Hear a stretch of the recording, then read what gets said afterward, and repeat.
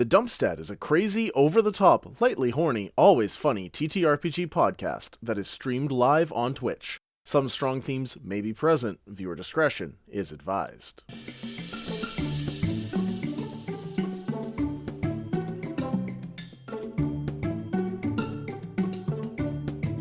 Hello, everybody. You don't want to know what we were talking about. Spoiler, it was about boobies. We're not children, I promise. Hello, in inspiration. I almost said inspo daddy, but I meant inspo senpai. I kind of like inspo daddy better. I don't know. I feel like Glass City Knuckles would be okay with inspo daddy. He's judging. Well, Craig's now senpai. Inspo senpai. Can Dumpie get an inspo? Please, sir. Can I have an inspiration? No, I'm just kidding. I won't beg for it. But if you give it to me, I will give it to you when you're oops. Oh, I'm gonna give it to you anyway. I'm just being a butthead.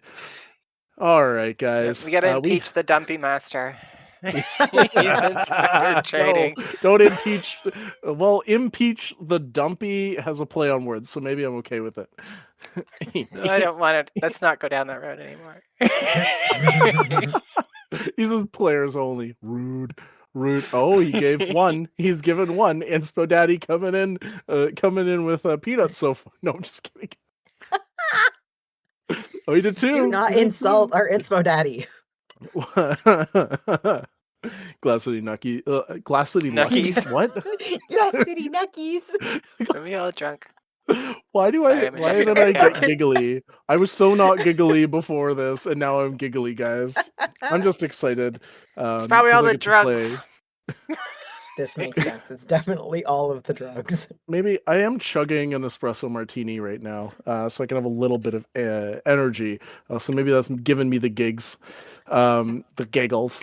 We've got 3 so far. Drugs. Glass City Knuckles says, make him do animal voices to amuse me. We'll see what we can do. We've got 3 so far. Glass City Knuckles, if you're doing 3, you have to tell me which 3. Otherwise, I don't know who it goes to. Or you got to do 4, and I'll just say it's 1 each. Let's get started, guys. Welcome. Today we are going to be going back to Tabula Rasa. And, oops, we're all Druids. All level 7 Druids. Guys, it's still winter. It snowed today. So how did this happen? I blame Jiggy. Honestly, I do. Somehow, it's his fault. I don't know why. I just blame him. Seems like a him thing. I don't know. We might be impeaching the Dumpie Master. We could put all the blame on you. I mean, we literally knew this was Oops Only Druids coming up, and we all chose Druids. Like, What? No, that's impossible. Hey, Phoenix. I've got Chibi Dumpy as my little guy, so I wanted you to see that I'm using my Chibi Dumpy. All right, guys. We're going to be doing Oops Only Druids. We're all level 7, and this is going to be a perfectly normal session, probably, most likely not. Before we get into the session, though, let's do a little recap.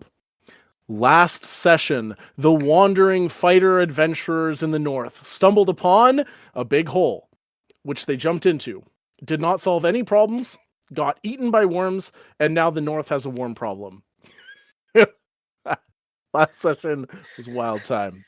The north used to have a bunch of smaller, spread out villages and towns. However, the Alaskan bullworms, quotations, the Alaskan bullworm attacks destroyed all of them. There is now only one point of hope in the north, a big city filled with pyramids that was recently renamed Bastion Wormbane, which is such a cool name. I'm so happy with that name. Around Bastion Wormbait is the desert tundra or the tundra desert. I haven't decided yet, and they both mean the same thing, so whatever.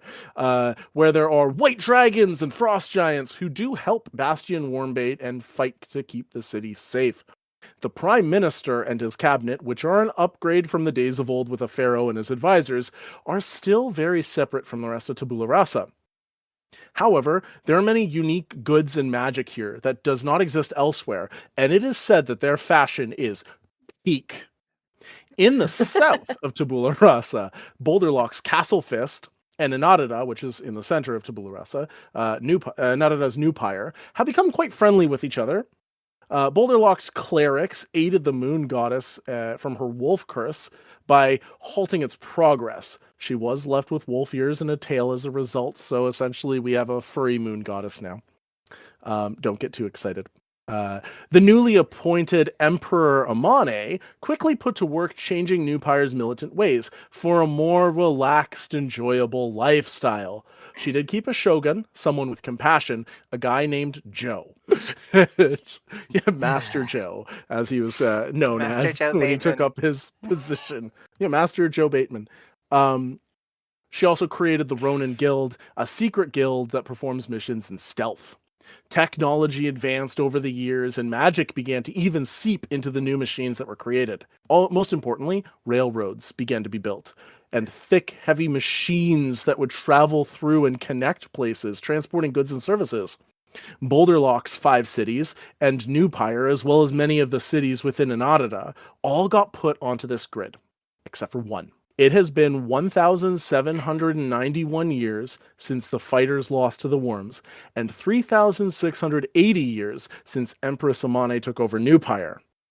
We are currently in the year 11,760, and the reason it's 11,760 is because that's 10,000 plus 1760, which is roughly the real world era that we're mimicking here with the Industrial Revolution. So, right above New Pyre, not right above, on the edge of Inarada, is a large mountain range that divides Tabula Rasa right in half. There is a small valley between 2 large, massive peaks, which is the easiest way to get through the mountain range. And that's where you all are. Welcome to Valle Vaporoso, named after the misty forest directly to the south of you, Bosque Nublado, where you will find relaxing hot springs that create healing mists that float through your valley.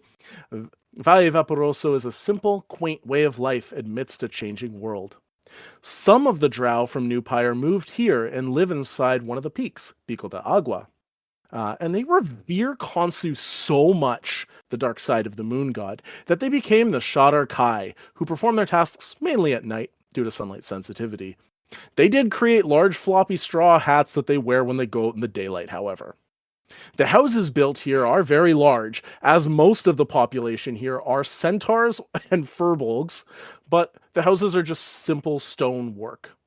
There are other species here as well, creatures who attempted to go north, failed, and settled, or others seeking a different life than the one New Pyre offered. Directly to the north of you is a farmland that you use, growing fruits and vegetables, which has allowed you to trade with New Pyre to obtain tools and materials for homes, etc. These 2 mountains hold much magic for your people. On your 15th birthday, a Fiesta de Quince is held, where you attempt to ascend either Pico de Agua to the east or Pico del Fuego to the west, trying to commune with the firehawk Halcon or the waterwolf Lobo, which are just special animal versions of the sun and moon gods. Anyone who succeeds in this finds themselves gaining druidic powers and becoming a part of the Circulo de Vaporoso, a circle of druids dedicated to doing their best for the land. Luckily, in this unique area, many animals reside. A member of Circulo de Vaporoso may travel to find more animal forms, which they then share with their people upon return. In general, your village is a very welcoming and accommodating place, even for strangers. So I purposefully put that in there so you guys have access to just a shit ton of animal forms that you would want, rather than being a strict dick DM about what you can have access to. Much love. Got you guys. You are all the current members of Circulo de Vaporoso. And the only members. It's just the 4 of you. Right now, in the center of town, tents are set up for a Fiesta de Quince that is celebrating 2 people turning 15 on this very same day. Sofia is an Agua Ganassi, and Ricardo is a Fuego Ganassi, and both are in love. It's so cute. They're sitting together at a head table. They're holding an amplification stone, which amplifies your voice, and they begin to address you all. Let me catch up on chat. So Glassity Knuckles is giving 3 inspirations, so he's giving it to Chrisostomo, Jingo Nova, and Bassel. Yay! Thank you, Glass. And that's because, Alma, you already have Guesperation. So I'm going to do my Guesperation speech now since it's timely. Guesperation is something that you can use to give advantage to yourself, to someone else, give disadvantage even to me, the DM, or you can use it, and this is once per session, entirely as a group, so you decide as a group when you're using it. I know a guy. And if you know a guy, you know a guy to do something for you or find an object or et cetera, et cetera. You don't know God that's going to come down and solve all your problems for you. But could be like, I know a guy who's really into traveling ahead of us in the woods and is cocky. I don't know. I know a guy who masturbates a bunch, as we did in Rogues. Things like that. So all of you have that inspiration. So as we are all celebrating this Fiesta de Quince with Sofia and Ricardo, they begin to address you all. Hello everyone. Thank you for being here with us. We are quite excited for this new journey we will take. As you probably know, we are very much in love. And we have a decision that may seem silly to you all. Sofia is the Aqua Ganassi, and Ricardo is the Fire Ganassi. Just so you all know. Sofia goes, I will ascend Pico de Fuego. And Ricardo says, I will ascend Pico de Agua. Gasps erupt around the room. You see Sofia's dad is crying, and Ricardo's mom has fiery, angry eyes. As is tradition, before we begin our ascent, we ask that the members of Circulo de Vaporoso give us advice before we begin our ascents. The tent applauds, and they hand the stone to Elio. Please tell us your character and give them well wishes. All right. And your subclass and, your magic item and all the usual stuff. Gotcha. Okay.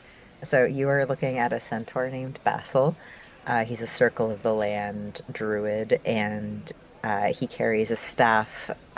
His quarterstaff has been imbued with the power of the Weapon of Warning, and this was given to him by the Fae that also gave him his druidic powers.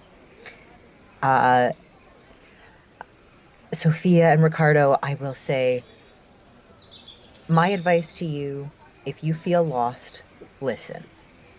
Whether it be to each other or to the world around you, just take a moment, pause, listen to what the world is telling you before you rush into a decision.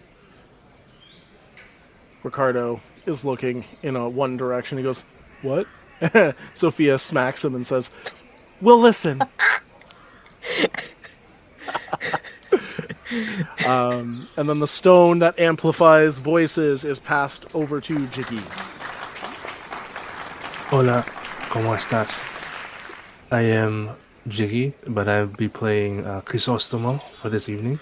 He is a furbolg, 7 foot tall, humanoid, little bit furry.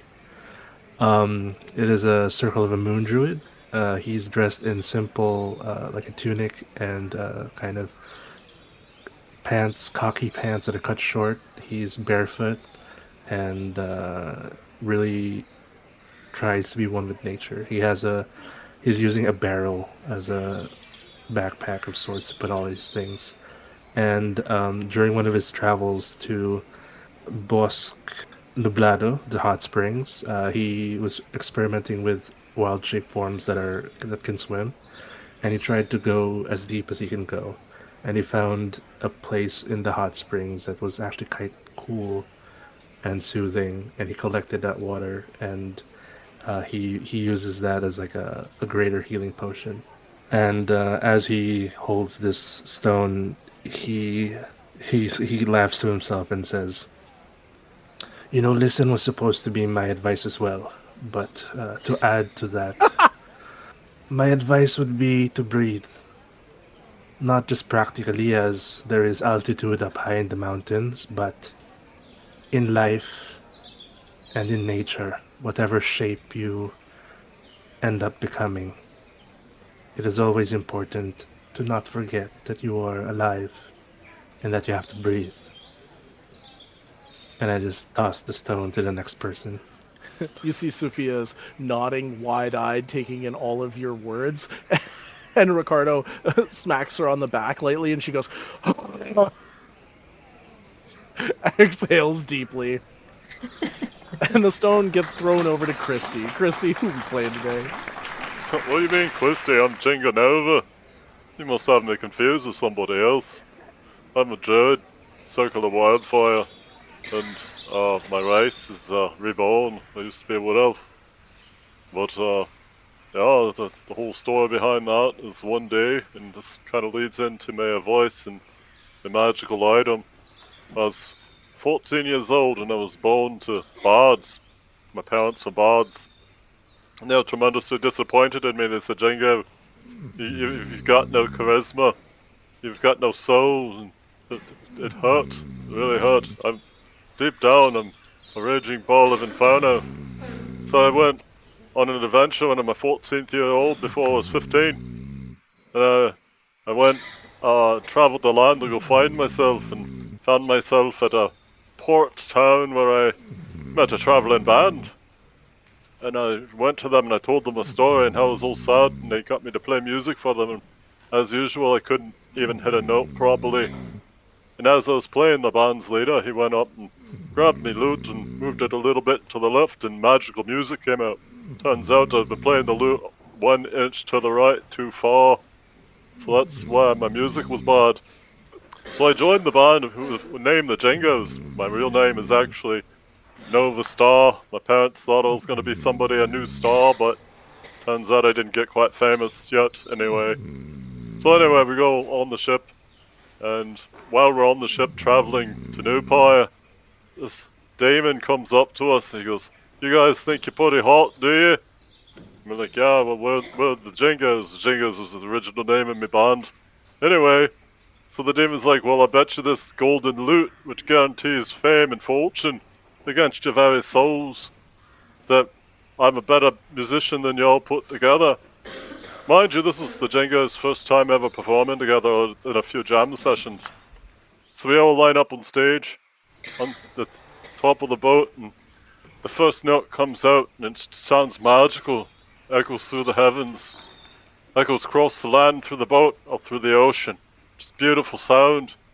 And the demon looks up at us, and out of nowhere, the Leviathan comes up and eats the entire goddamn ship. Kills the demon immediately, kills almost everybody in the first strike, and then sinks down to the bottom of the ocean. And that was the end of that. That was the end of the Jingos. It was the end of the demon. Golden loot gone forever. And as it crashed down to the ocean floor, cannonballs landing on top of me, my life, leaving my body. My head rests upon the statue of a fire spirit. And he goes, well there, we're going to be stuck here for a while. We might as well make friends. The fire spirit's talking in my head, you see. So, through the next 1,000 years, as we waiting for the Leviathan to fade away, because the Leviathan choked.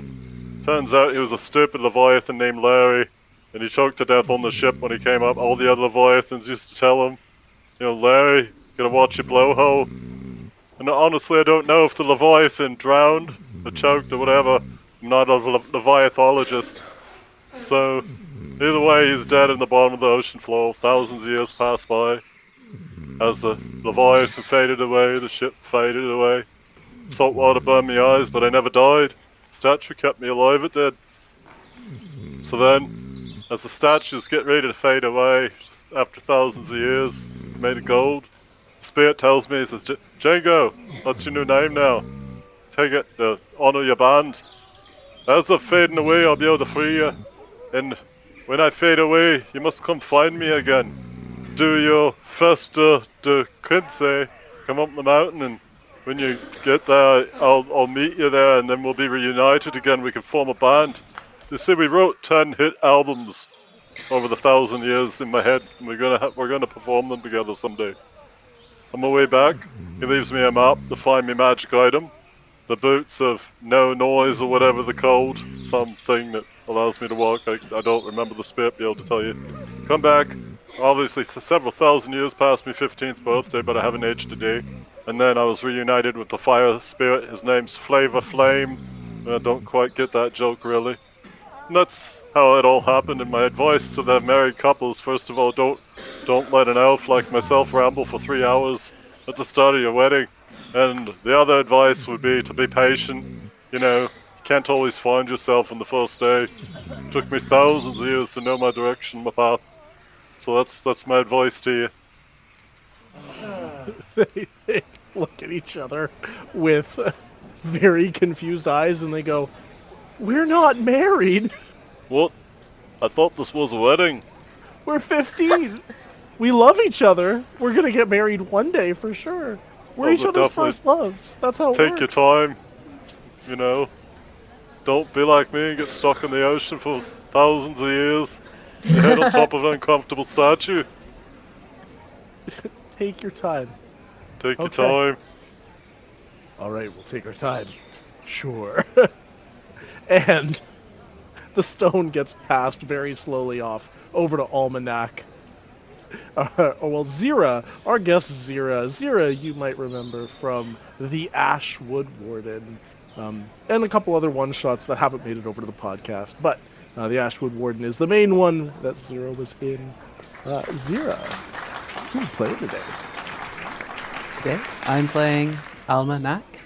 She is a slight Shade Eye woman, dressed very, very well covered for the heat, trying to keep the sunlight off of her as much as possible, wearing one of the extremely topical Shade Eye floppy hats.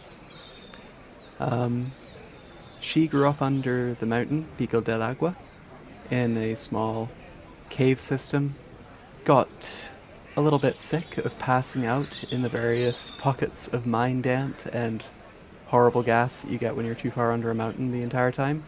Got the nickname Canary, because she was always the first in the group to pass out when that happened. And learned a lot of lessons from cave geckos, which is where her magic item came from. Watching them for so long, watching them stick to any surface possible, she eventually managed to craft a pair of spider climb slippers. And Amazing. That's really cool. And I would echo the advice that the geckos provided to me, to our lovely pair here. As the geckos would tell you, there are times when you should fight, and there are times when you should run away. It's important to always know which is which, and to sometimes drop a tail, so the creatures out there have something to chase, so they don't chase you. They look at each other deep in their eyes, hold each other's hands, and they say, "Well, you're not my tail." "No, you're not my tail either. I would never drop you. But maybe like a backpack or something so we could run faster." Yeah, that's probably the advice that they're giving us, not each other. No. They take the stone back and they say, "This is not normally custom, but we would love to hear from one other person. You, sir. You are a guest from New Pyre who just came here today, and we would love to hear from you if possible. We are very thankful that you are here in our village, and I'm sure you could give us some unique advice that we would not get elsewhere." And they pass the stone over to a very large half-orc. He's in a long duster with a big black top hat. He's a little bit on the portly side, and he has long, thick sideburns. And he's got goggles sitting on the top of his top hat as well. Sitting beside him is a fully armored knight who's wearing a large cloak over their armor. The armor is even to the point where he's got this thing sitting on his head, so you can't get any sort of semblance on what type of creature this might be under the armor. You see, as this larger creature who's sitting with him is sitting there, some steam drifts out from under his cloak. He takes the speaking stone, the amplification stone rather, and he says, "Yes, well, thank you for the warm welcome to your village earlier today. Your customs are strange, but I can see they are currently necessary for you. I wish you all the best on your ascents. As you go alone up each of your mountains, remember that you are enough." And he hands the stone back to them, and food begins to come out, just like berries and cheeses and vegetables and all sorts of other stuff as the celebration gets underway, as people are eating and wandering around and chatting is there anything that you guys would like to do before the Fiesta de Quince is finished? I'm gonna go over and talk to Ambassador Boshi. You see Ambassador Boshi has brought a pair of chopsticks with him, and he's sitting there, and he's eating berries and fruits and stuff one by one with them. And you see his friend in the armor and large cloak over the armor is just sitting awkwardly on a chair. Your chairs are probably very big because of all the furbolgs in the area, so he is quite comfortable in this chair because he is about the same size as a furbolg. Good to know. How are you finding our village? Ah, hello. You must be one of those Circulo people, the Circulo de Vaporoso, if I remember correctly. You are correct. Oh, it's nice to meet you. Your village is quite quaint. A very simple way of life. Not quite what I'm used to, but I'm sure you can understand that I come from a much different place. I have heard tales. You have never been to New Pyre, then? No, I don't like to stray too far from the forest. You should come by at some point. It is a city of marvel at this point. We have a new clock tower that we recently put in. You can see the time from anywhere in New Pyre. Truly a magnificent marvel. Can you imagine knowing the time at any point in day without needing to look at a stone on the ground? How archaic would that be? He looks over at a sundial sitting over in a corner. Bassel I just nod and shake my head. That sounds wonderful. I'll have to do that at some point. Oh, you're most welcome whenever you want. You are under the protection of Inarada, as it were. I bow slightly. Thank you. Oh, respect, even. To his friend, I'm like, what about you? Are you finding it just as quaint as your friend? He looks over at you, and in the shadows of his helm, you just see a little bit of steam float out, and he says, Mamoru here is quite the strong, silent type. He's here just on the off chance that things get a little bit out of hand, as it were. He's not used to talking to people, though. I wouldn't expect anything from him of that sort. The Mamoru looks over at you and he just does a nod, and you hear the clank of his armor when he does that, and he looks forward. I understand. I have many friends who also prefer silence. Sign language to Bassel. Bassel, did you see that steam coming out of his armor?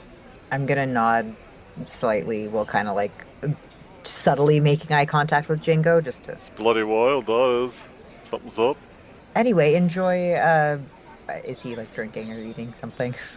He looks at you both, and he begins to sign language at you, and he says, yes, it is a curiosity that steam comes from my friend, I understand, but I trust that you understand there are different types of creatures in our world. I'm just moving my hands around, but he does it in a way that makes sense. So he fully understood what you were saying. He goes, I am an ambassador. I have fluent in many languages in order to make sure that I can communicate with people. I think you'd find it hard to find a language that I don't quite know.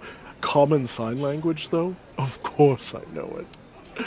Oh, very silly. If you have a curiosity, you can always ask. I'm an open book for the most part. Just don't ask me what I get up to in the entertainment district. Walk over to him. So I might as well just speak to you directly then. What was the steam? Yes, well, I can talk to you openly, but my friend here, would you speak about your friend without their permission? Mamoru, are you okay with me telling them about your steam? Doesn't seem like he wants to answer. You should know the Druids in charge of this town. I'd like to know what their bloody steam is. He leans in really close to you, Jingo. Can you roll me actually a persuasion check? Sure. Jingo rolls a 16. He leans in really close and he goes, I was just waiting for the end of this fiesta before I had a private talk with the four of you. I was going to request it, but talking like this openly amongst the common rabble didn't seem the most appropriate. for what I needed to discuss? Saying you'd like to wait till later, let us in on the situation. Yes, that is exactly what I was hoping for. Alright, I give him the dead eye look, point at my eyes with my 2 fingers, point back at him, point back at my eyes, point back at him. Got my eyes on you. Just be careful, I'm wild, crazy, and I'm a wild card, you never know what I'm gonna do. Oh, I like you, Jingo. You'd fit in right in a new Pyre. Have you ever been there? Your friend hadn't. No, I was on my way there one time. Want me to tell you the whole story again? Got eaten by a No, Leviathan. actually, You sure? I'm quite okay. I'm fine, Oh, okay. thank you. I don't mind, I'll tell you the whole story right from the start. I'll tell you what, you sit here, you tell Mamoru the whole story. I'm gonna go back and get a little bit more food. This was not quite filling enough. I start droning on, telling him the whole story. From when I was born all the way. As you finish, a huge gust of steam just comes out from where his mouth visor would be, just And that was the time my parents told me not to play the lute. And I did anyway, because I'm a rebel. Chrisostomo and Alma, is there anything that you guys would like to do? Or would you like to just wait until after the Fiesta de Quince to be able to talk with Ambassador Boshi? I'd just like to ask, for this fiesta, does the 15-year-old have to immediately leave? Yes. Or is there like The second this is done, the final part of this is both of them heading to their mountain. I'll try to find like a quiet space to myself, like near the woods. I'm gonna try to set up I'm gonna try to attract like 2 birds, and I'm gonna try to speech of beast and leaf. I basically want to set up like a surveillance system, like 2 birds to follow each kid, and kind of like report back if ever they have like a problem. Yeah, so you go to the edge of the village to try and find a place to sit. You see 2 parrots sitting on a branch. One has more of a blue coloring, and one has more of a red coloring. I greet them. Can you say that again, please? I didn't quite catch the first squawk. Maybe a little louder. Anyway, so I try to using a mixture of sign language and and words, basically. I try to say I'm gesturing 2 people, each person, follow, fly, look. Okay. Yeah, and I think I rolled a 17. 17 is not quite good enough. The DC was 20 for a situation like this. The birds kind of look at you, and they fly off. One of them lands on Sophia's shoulder, looks at her, steals a berry, and then flies away. The other one just flies away into the distance. I have pretty low intelligence, and seeing one interact with one of them, I'm like, they did it. They got it. All right, and Alma, you see Jingo and Bassel were talking with Ambassador Boshi, and you see Chrisostomo goes off and talks with some birds. What would you like to do? I'm going to go say hello to our new trial. The word victim is wrong, but half feels appropriate for sending a few kids up a mountain on their own. And I do not have a tale that I can offer you to drop. Minus, unless you wish to start speaking about Jingo's tale. It could work quite well for sending something to sleep. But That's in turn, exciting, what do you mean? Very exciting story. We're really hopeful. This could be a day that changes our lives. We're certain that we'll both be able to ascend our mountains and communicate with Halcon and Lobo, and be able to get our druidic powers. Yes, I've never been certain of anything so much in my mind, except for the love that I have for Sophia. stars frequently come with twins, and as such, for a close pair, I wished to help potentially tip the scales slightly, and I'm going to produce a small handful of berries with a brief flourish. They twinkle underneath the firelight as I cast Good Berry, and offer them a few each. I think it's 10 total, yeah. So you'd be giving them 5 each? Yeah. Or do you want to keep some for yourself? I'll give them 4 each. Keep 2. Sounds good. They each take the 4 berries solemnly, put them into little pouches that they had prepared. These will keep you Thank happy. you. They both give you little kisses on the cheek. And the festivities begin to wrap up. They hold each other's hands, look deeply into each other's eyes, and give each other just a little kiss. Something appropriate for 2 15-year-olds. They go and give their families hugs and turn around and begin to walk away from the village towards their respective mountains. As they begin to fade off into the distance, the entire village comes together and begins to clean up. You were using like leaves and stuff as plates. It's very, very simple, but also very elegant, so there's no real waste. Stuff is like seeds and pits and stuff are gathered by specific people in order to replant and put into the farming fields. It is a well-oiled machine and very efficient while leaving minimal waste behind that they need to worry about. As this happens, Ambassador Boshi asks for you all to join him just a little bit outside of the tent, where it's quiet and away from prying ears. Do you all go? Yeah. We have a conversation first. Not a very long conversation, hopefully. But I don't trust these gentlemen from New Pyre, do you? How long have they been here? Brand new. I wasn't expecting them, were you? I heard it was today. Yeah, it's the fact that they just showed up. Like, It's the timing. yeah, and they didn't have, like, they didn't send a message saying they were coming, right? They just showed up. He is the ambassador. He is the message. Well, like any beast, we must be ready, but that Bulayasa provides. I say we hear them out. Everybody else go with that? Yeah, I haven't met this specific ambassador before, but the last one seemed nice enough, so... Alright then. There's no way we can protect the happy couple as they split the way and go up to the mountains. Timing Don't just worry, seems... I have contacts taking good surveillance. Let's hope so. Alright then, I guess Oh, we go no. and meet these gentlemen behind the tent.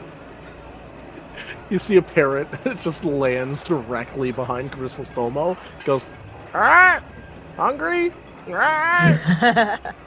And eats a berry laying on the ground and flies away. Ambassador Boshi is standing over near where the forest begins. You see light mist is drifting through the bark and flowing out into the trees. It kind of smells like when you have an Epsom salt bath, so it smells really nice as you get closer to the forest. And when you look back over your village, you see that the mist is flowing down and down through the hills and through the village. It's not in a creepy fog way. It's quite beautiful as the sunlight glints off of the water vapors. And you see Ambassador Boshi there. And he says, "Thank you. Thank you for coming over to have this conversation with me. It is quite a pleasure. I have not been here before, for I am a new ambassador. I am looking to make quite a name for myself, as it were. New Pyre has made contact with Bastion Wormbane to the north. We are seeking to connect to them with our new railroad system. Now, railroads, if you are not aware, are tracks that are laid down that allow a large machine carrying people, goods, services from one destination to another in a quick, efficient manner. We have already connected all other cities in New Pyre to a railroad system, and we've even connected Castle Fist and all of the surrounding cities in the Boulderlock region. We are seeking to improve our influence in Tabula Rasa. We're also seeking to connect the world. It is something that I'm sure you could understand the benefits for. The issue is that, unfortunately, your little village is in the way of our railroad system. We humbly ask that you relocate. Now, I know you're thinking that this is unexpected, unjust, and all of that. New Pyre would ensure that everything was paid for, that as we relocate you just a little bit to the north, just a few miles, that your farmlands are set up just the way you like them, your villages, we set up homes for you that are to your liking. We'd ensure that you are taken care of. That way our train could run through between these two mountains unimpeded, and we could create something that goes directly north to Bastion Wormbane. So, how far north do you want to relocate everyone? Is it in the Wormland? No, you would still be in a tropical region. We're not savages. Why would we make you go into the cold? No. I don't even understand why the Bastion Wormbane people live up there. It's abhorrent. Can you imagine wearing furs? Ew. And they say they're the height of fashion. Ridiculous. No. We would put you to the north a little bit and either to the east or west as per your liking. And that way you would not be impeded by the train tracks. You would still have your simple, quaint way of life. And what else do the people get in return? Knowledge that you are aiding all of Tabula Rasa and New Pyre for the future, for future generations to come. Seems like a bloody pain in the ass to me. We might end even the chain of druids coming from Fuego and Agua. We might be the last ones, and I don't know about you, but I'm overworked already. Yeah, I really don't like the sound of that. Do you have, Ambassador Boshi, do you have any straight paperwork with you? Like, in terms of what the plan for this sort of move and, like, where your train tracks would be going? Like, do you actually have anything, like... Schematic? Yeah, thank you. Schematic is the perfect word. How funny you should ask for paperwork. Yes, I do have something drafted up. For the train, we need the path of least resistance, so we're just going to go straight through the middle of the valley. Going on any of the curves would be extremely difficult for us. That would require construction, and it would impede the process by quite a number of years, as I'm sure you're aware. So that would be the plan there. But for paperwork, yes, I do have this. And he hands Bassel a piece of paper. And you open it, and you read the gist of it. Essentially, it is an eviction notice. I'm going to pass that around to my friends. I have anger building up inside, like a burning passion. Honestly, I could lose control at any moment. So, as you can see, we can either do this the easy way or the hard way. Well, if you mean the hard way is the construction, digging a hole through the bloody mountain and leaving our town alone, that's the hard way. That will not be the resolution here. Bastion Wormbane expects a much quicker response than that. No, I don't care about your profits. Of course, that's what the world runs on right now. I'm sorry you're all a little bit behind with it. Have you walked the woods before? Have any of you walked the woods before? Walked the woods? Oh, you're planning on building through them. Do you know the land which you're planning on building through? Oh, yes, quite well. We have done royal dragon hunts in the past. It is an ancient custom passed down from the times of King's life. Lands around here are very, very vivacious. not exactly ones to sit still during a, for want of a better word for the forest, an eviction notice there too. I mean, there's been druids here so long, we've pumped so much magic into the ground around here that they grow faster some days than we can cut them back if we're trying to form a clearing or something. I take it you don't know the might of New Pyre. Is that a threat? I'll tell you what, friends. No, not a threat. Sounded like a threat to me. Friends. Me and my compatriots are staying inside these misty forests, just, maybe about a mile back.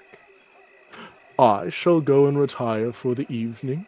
I want you to think about it overnight. Just think.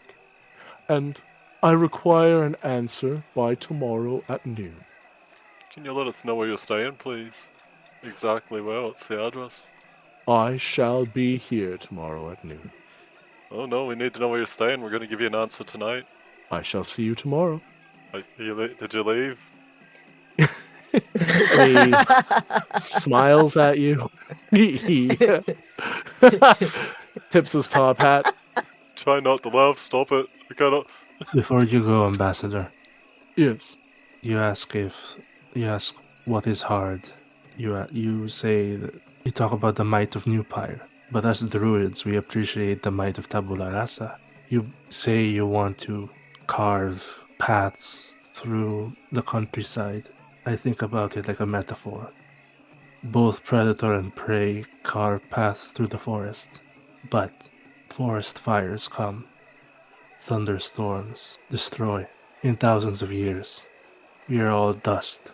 If we acquiesce, and if we agree that you build this railroad through this valley, as soon as you go north, the frozen tundra, the giant bullworms, imagine the devastation that they can rout on simple train tracks. Years of delays if you want to go around our village. What if every day there are Alaskan bullworms that attack every train? Certainly won't have our help. We are only a stop. The might of Bastion Wormbay is such that they've been able to stop the worm attacks. We shall use them to ensure that they stay strong, and even if they are not fruitful, there is an old saying from New Pyre that comes to mind. We are stronger than Skyfire. We have been besting nature for a long time. Do not worry about our strengths or weaknesses. That is for New Pyre to handle. Oh please. Skyfire, all it takes is a little bit of rain to put out Skyfire.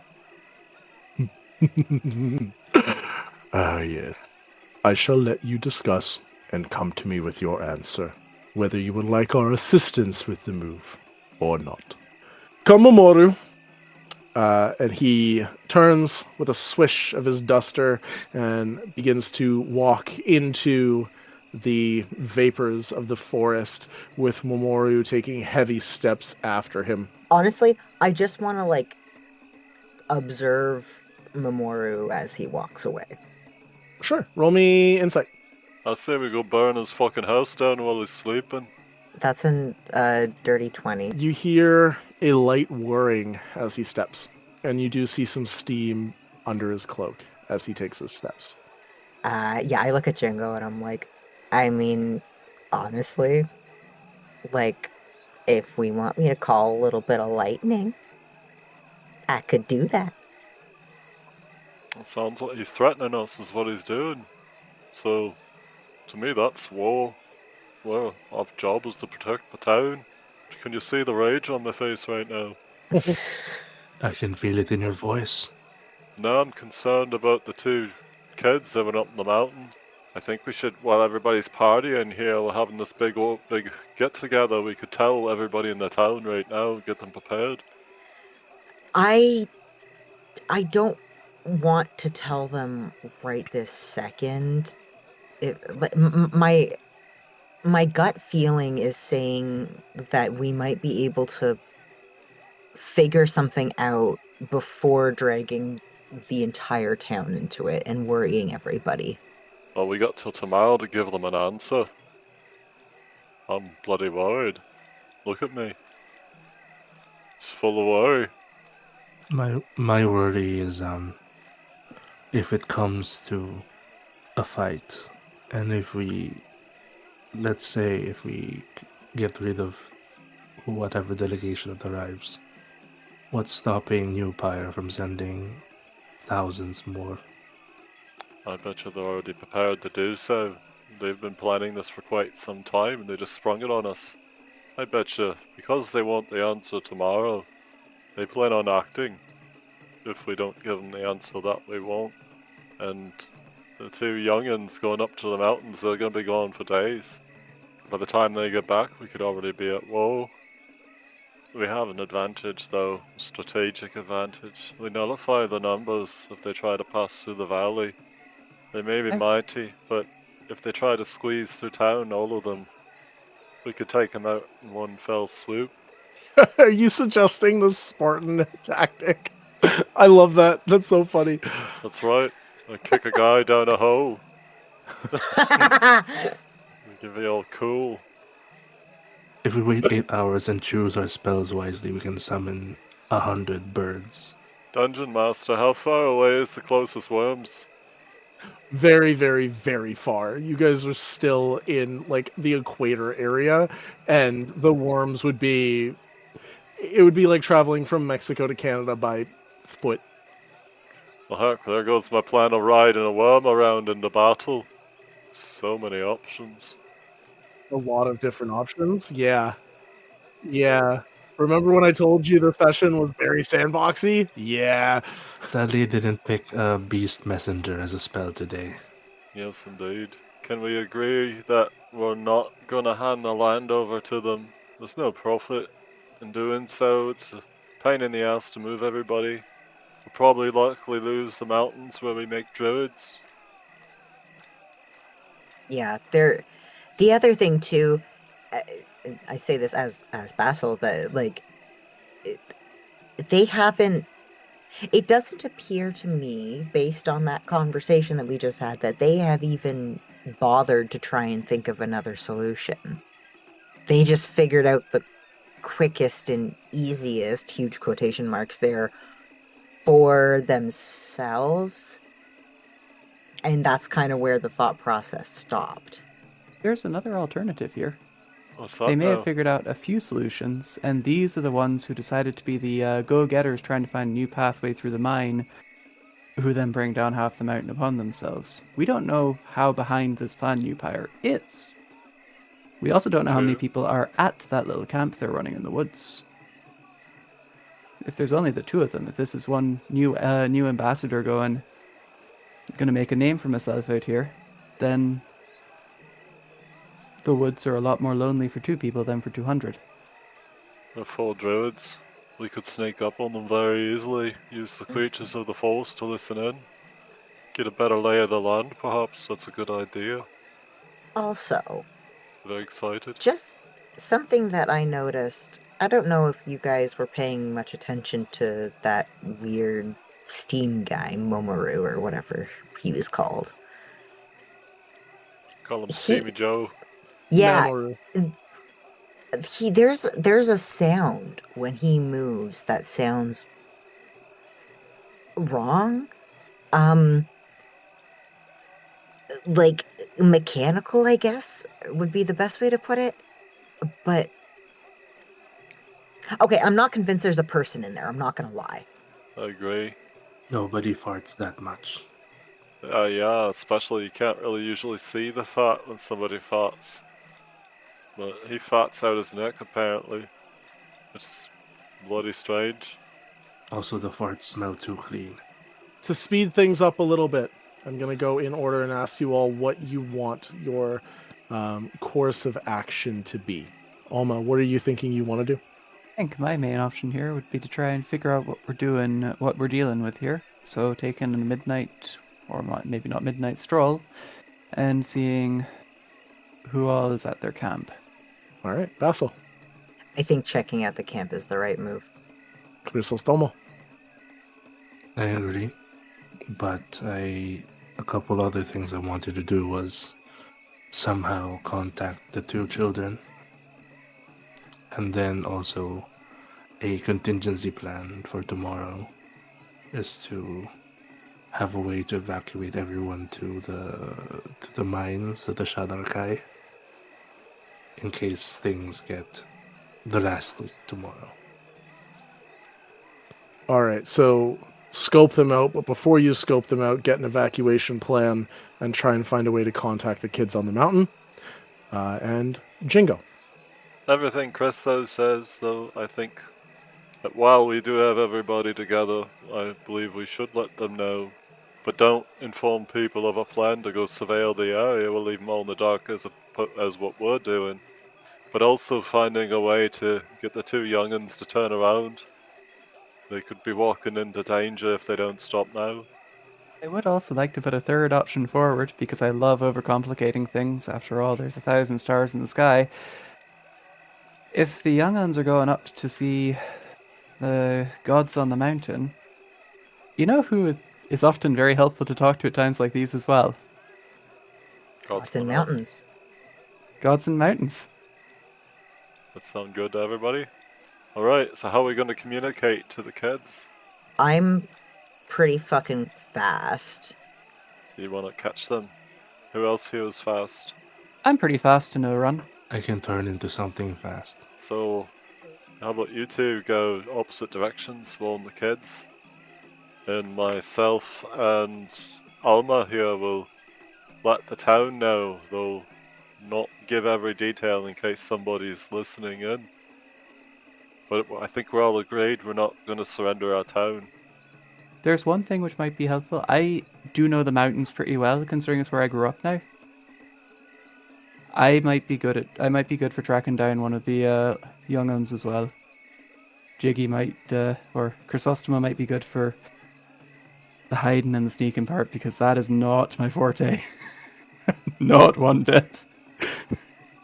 I have a tendency to pass out in bad situations. All right, so Alma and Chrisostomo are going up one mountain, Bassel's going up another, and Jingo's going to town to talk to people? Or Jingo, what are you doing? I'm staying in town. I'm good in the forest, but I burned the whole bloody thing down with my rage. As you all know, I have anger management issues. Right now I'm seething. All right, to start, Bassel, are you going to Pico del Agua or Pico del Fuego? I'll go to Del Agua. You're going to head to Del Agua. As you go to Del Agua, how are you going to get there?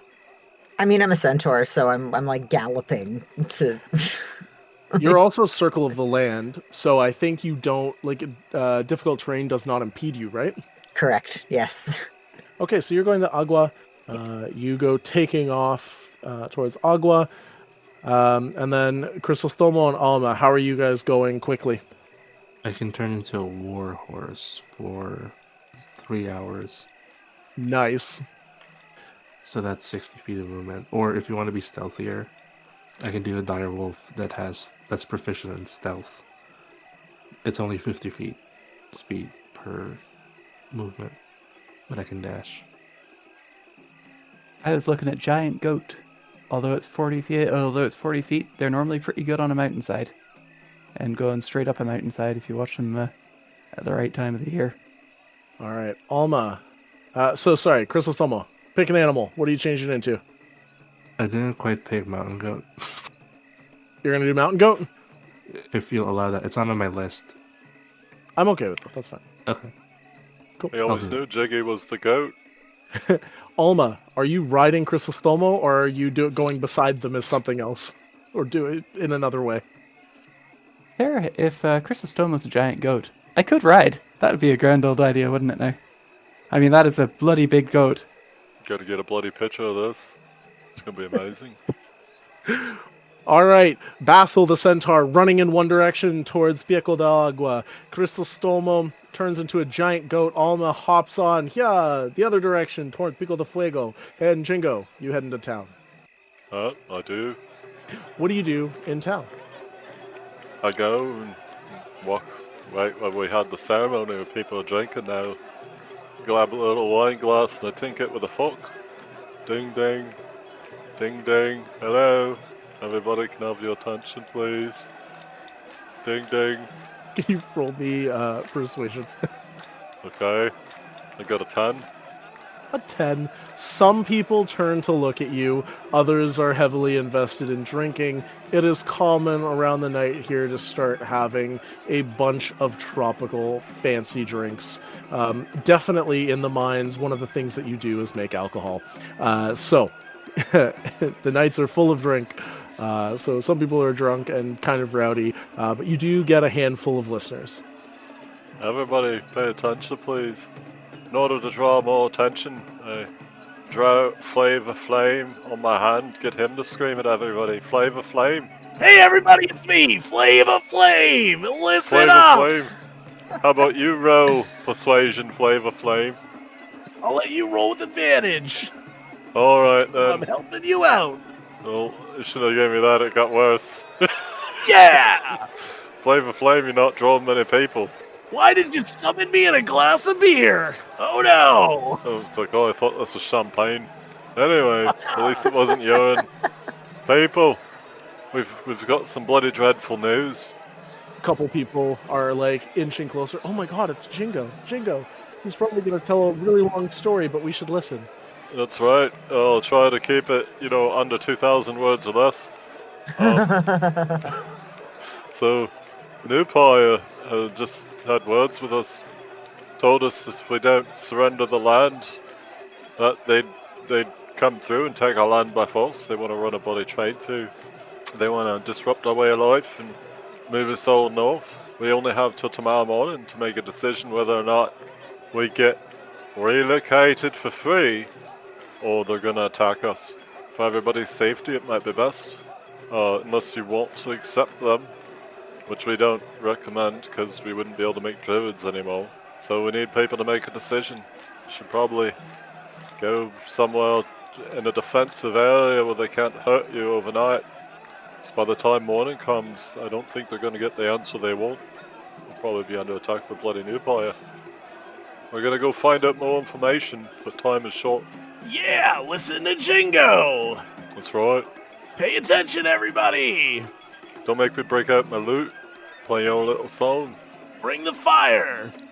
He will, he'll do it, I swear. I've seen him do it. He's dance people. He will. So, everybody, ting ting, ting in the glass a little bit more. Ting ting ting. Hello. You hear the people that are listening to you begin to murmur, and then a centaur comes up to you, gallops up a few feet. But where would we take up a defensive position if we were to hide? Del, we talked about it earlier. I don't remember the name of the bloody place. Do you mean in the mines underneath Yes. Pico del That's- Agua? That's what I mean. It'll at least nullify any missile-type attacks. All right, I shall gather as many people from the village as I can, and we shall bring them all under Pico del Agua. Yeah, and step on it! Hurry up! That's right. We gotta make it quick. We could be in war by the morning. We'll handle everything else. Take only what you need. You see them start running around trying to rile people up to get them to go into the mountain, but unfortunately with only a 10 in persuasion, only about half of the people in the village over this the next period of time actually move. Many of them pass out where they're drinking or go back to their homes and pass out there. May I cast a spell? What's your spell? Call lightning. I'm gonna strike a bloody empty tent, get everybody's attention. You strike a tent, sure. Alright, I'll spend a spell slot to do it. And call All right. bloody lightning. As you call this lightning, I'm going to say as you spend the spell slot, it lets you roll that check one more time. Except if you want, you can roll it with intimidation. Okay. Oh, everything's a -1. What We do I sent the have to person with the destroy? worst charisma to do the charisma task, guys. Not quite equal. Oh, Equal God. worst. Yeah, well, I guess I'll roll it. Persuasion, is it? Alright. Or intimidation, your choice. Well, I'll do intimidation then, because I just Oh, rolled God. that one. I'm taking That it. one would be what the roll is. Then that That's a one. zero. Then. Oh god. So you all didn't see the bloody lightning? They all look around and they go. You see one guy go, "Oi, Jingo, did you fart?" And then they all laugh and go back to drinking. You old bloody stupid, you deserve what's coming. Glass City Knuckles, I will remind you, you have your inspiration if you would like to use it. I will at this point. Glass City Knuckles did redeem for it. So, in a weird circumstance, you have 2 right now. If that's the case, if I have 2, I'll use 1. For I know a guy. He's the most famous, well, they are the most famous stripper in town. They're half man, half woman. Everybody knows them. I'm like, hey. Half man, half woman? Which half is Yep, the Rebus. So It's like right I'm down like, the middle. yep, right down the middle, makeup on one side. Really entertaining show they put on. I'm like, hey, I know I'm too bloody exciting for this job. I need somebody with a little less charisma than myself. I need you to get everybody's attention. Let them know how serious this is. We could be at war by morning. Get them to all go to the cave. I don't know what voice, so I'm just going to do sultry, I guess. Okay. Oh, yeah, love. All right, I guess I could do that for you. What is it that you want me to do? I need you to raise the alarm. We could be under fire by new Pyre in the morning. I need everybody to go to the mines.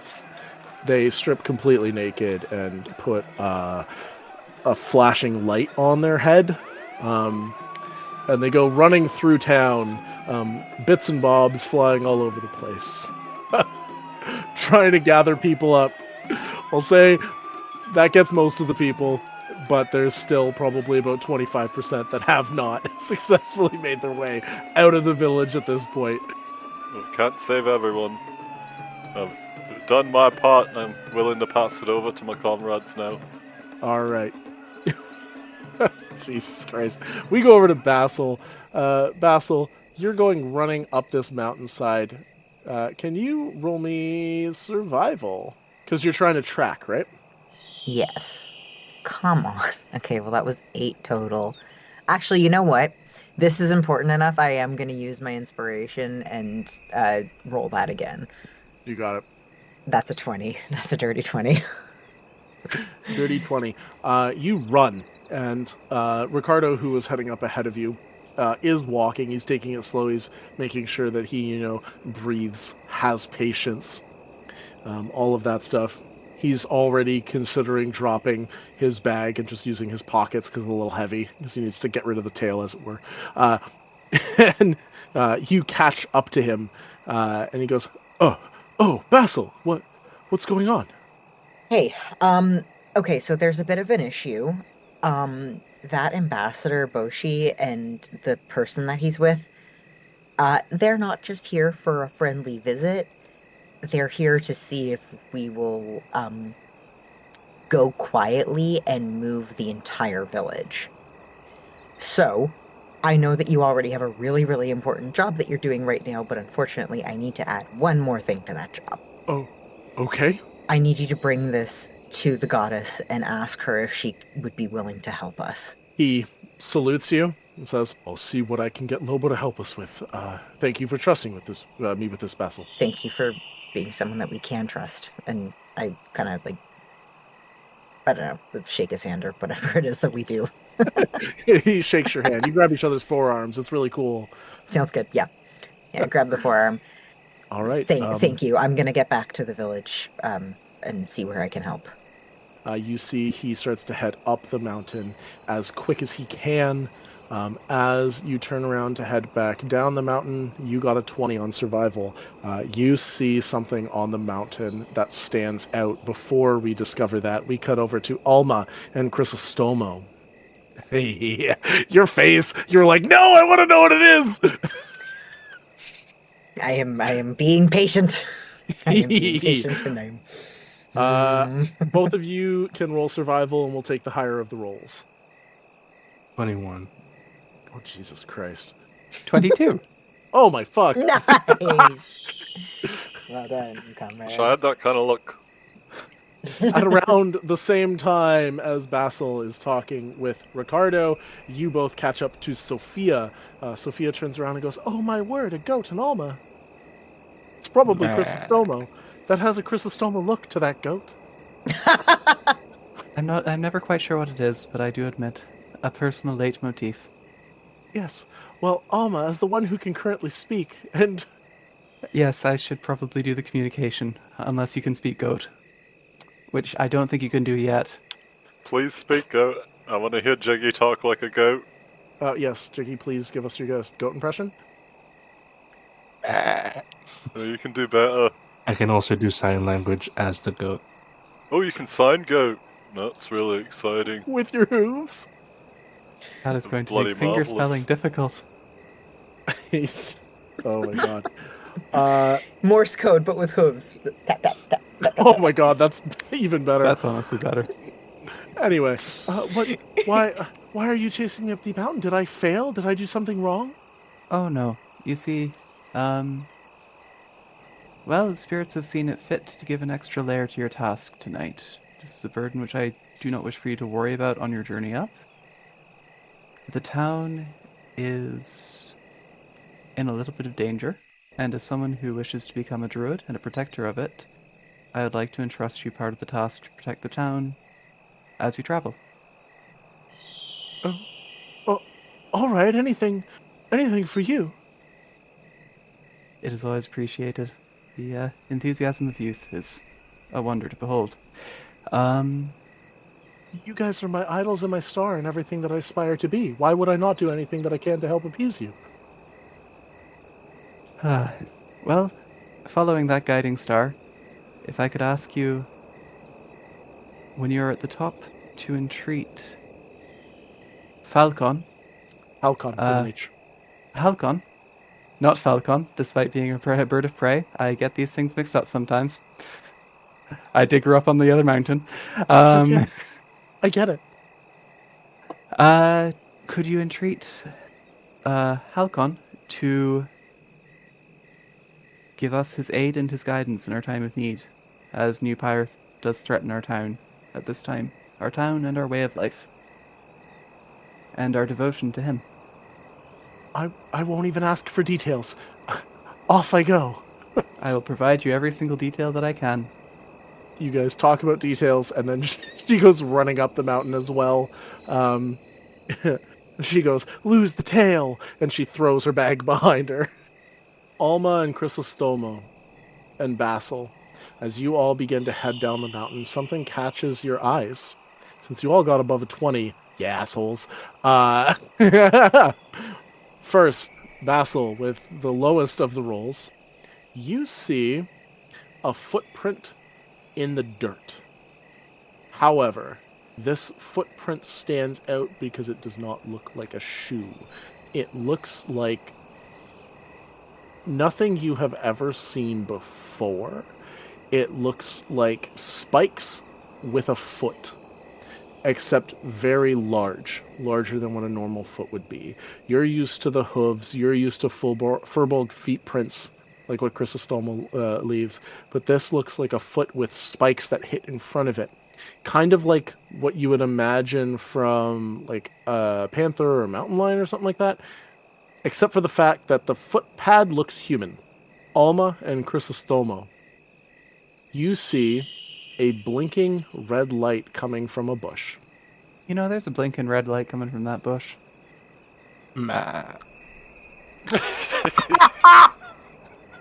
You goddamn bloody made me laugh. Can someone please clip that?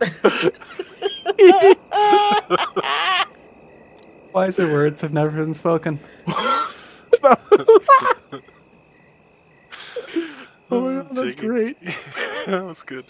I kind of stop and stomp my foot. Do I charge it? Maybe stop being a goat for a little bit. Charging it might be premature. Is there any good cover above the bush?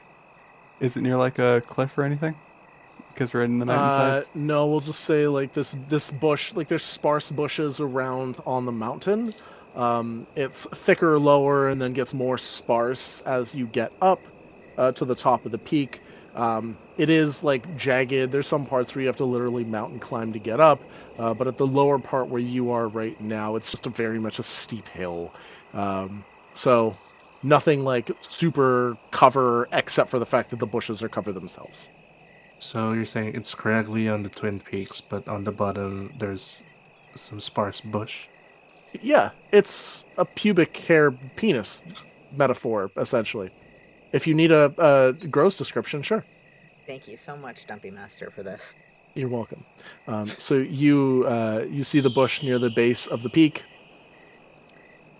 with a blinking red light coming from it. Fuck it. Let's start it. Let's see what happens when you run at it. Okay. I ram. You ram into this bush. There's a dull thud, and you see a large metal box that is about, we'll say it's like 5 feet by, no, smaller than that. We'll say it's like 3 feet by 3 feet. Goes and slides out of the bush. And you see it's got this dark green color to kind of blend in with the bush. And you see on the side of it is a bright red flashing light. It's kind of funny, they didn't want people to see it, and then they put a big red flashing light on it. Well, that is a very curious thing to find in a forest on a mountain, in the foothills. Can I take a look over it? Yeah, roll me investigation. That is an extremely excellent 3. The big box with a light on it. I've not got much else here.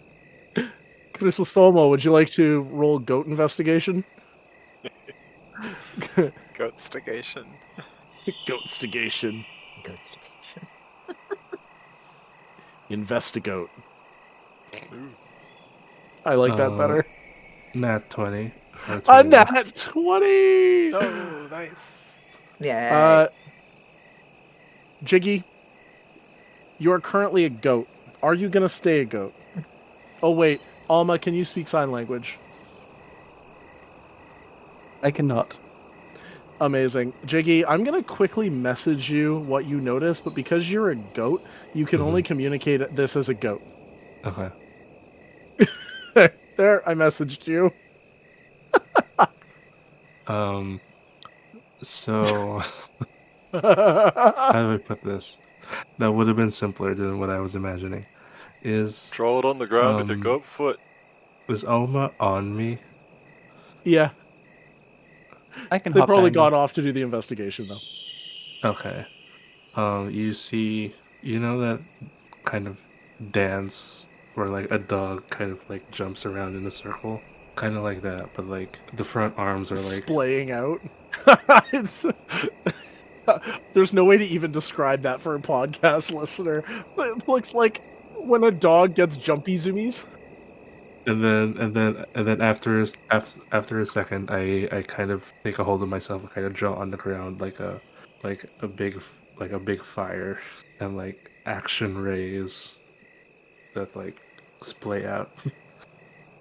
It's a localized demolition device. Frequently used in the creation of mines. Sounds like a bloody Oh, dear. explosion. It's a bomb. I'll say with your knowledge of the mines, Alma, this is bigger than those by far. You know, It's probably triggered by a remote switch then. we could. It's what I think Jingo would say if he I was was I gonna there. know. say. Jingo's It's part of the speaking game. in your mind right now. Yeah.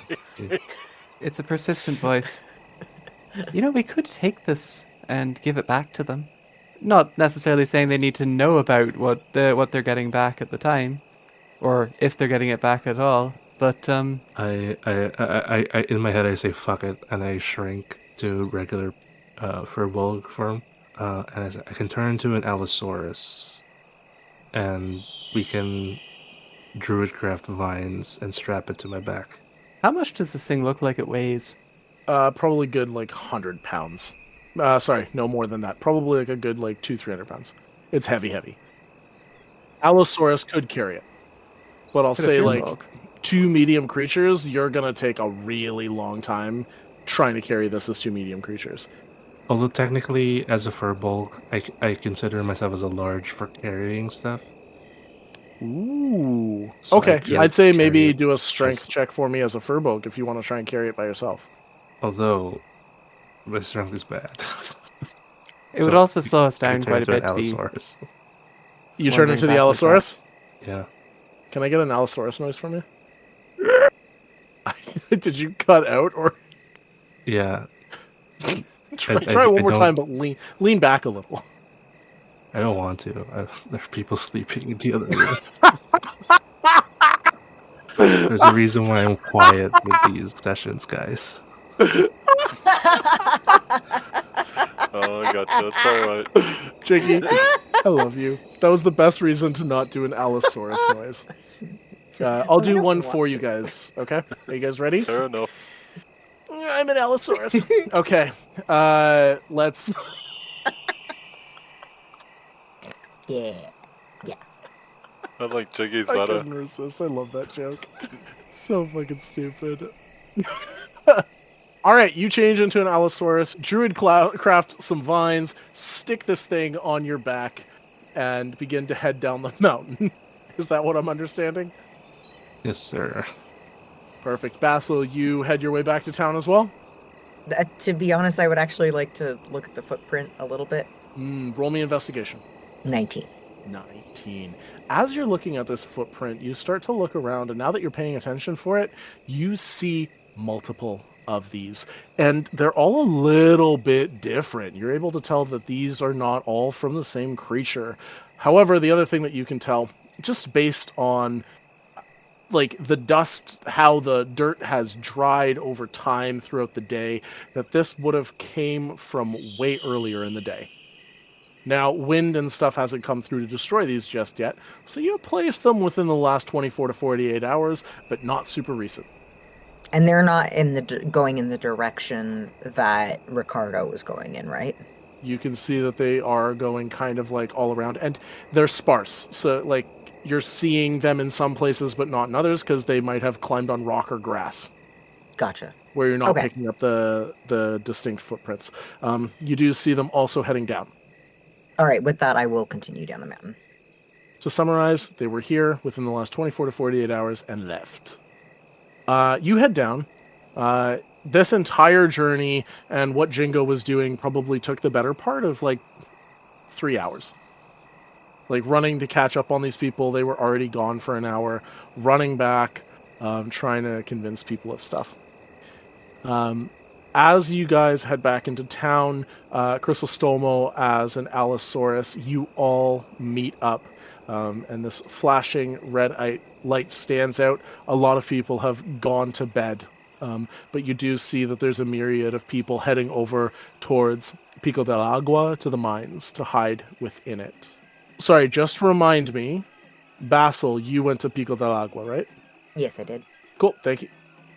And I'm assuming that, like, the Shadarkai who live in the mountains are, like, chill and nice and stuff, and when a bunch of refugees show up to be like, hey, we're gonna hide here for a bit if that's okay, they'll be like, yes, absolutely, come on in. Yeah, a bunch of the Shadarkai were out drinking. Cool, okay, Oh. fantastic. They're chill, they're nice people. Amazing. They're like, yeah, come on in. I figured with our resident Shadarkai here, but excellent. You hear a chant start. Sleep over, sleep over, sleep over, woo! Sleep over, sleep over, sleep over, woo! I take a deep breath and I say, these people must be protected at all costs. Some of them are wearing onesies. Oh, Bloody adorable. I'm so Oh my excited right now. goodness. I want to put They've gotten- to sleep over. You see, What's there's one fire ganassi who's got a little pot, and he heats it up, and inside was a bunch of corn, and he makes popcorn for everybody. It's like one guy has a little bit of magic, so he can cast silent image. And you see a couple people who are more performance inclined who are going to do the voices. They're like, time to watch a movie. Oh my goodness, that's so cute. Guys, I want to live here. That would be so cute. Can you imagine? To Anyway, defend this place.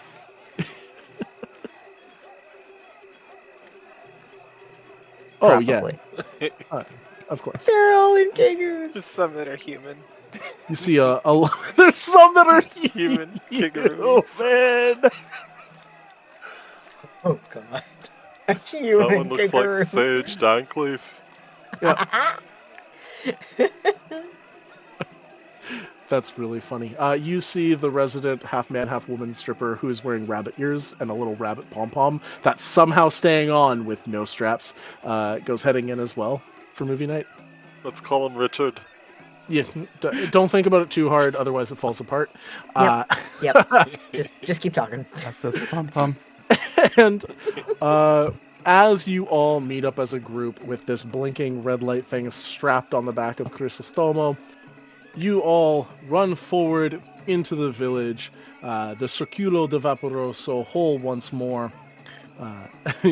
Allosaurus with a really big box on their back that has a blinking red light. What do you guys do? Well, welcome everybody back. I use my tiny arms to sign language. Oh, I understand. Yeah, it's a bomb. We found it in the foothills. Do you guys think it's the only bomb they planted? Well, we do have a pair of mountains, which is making me slightly stressed. Thinking that it might be more than one. I'm guessing they gave us all the update.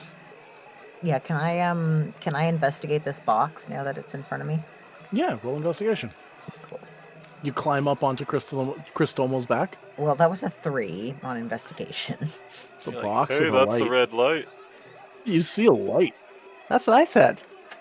I'm guessing since he rolled it at 20 when he investigated it, he probably already gathered all the information he could from it. Yeah, so Christomo, you rolled investigation to figure out what it was, specifically. With a nat 20, Christomo, I will say, you didn't tinker with it on the way down the mountain, but I'll give you a little bit extra. There was a panel that could be unscrewed, but you didn't mess with it just in case.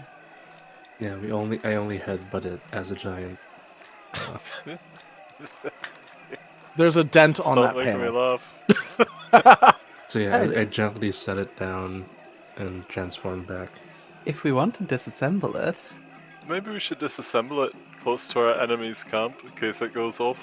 If we're going to disassemble it. Or we can prepare spells and tomorrow we earth shape and put it underneath where we know they'll be. Ooh. And if they're like, oh, we're gonna blow up the forest, bam, they also blow up.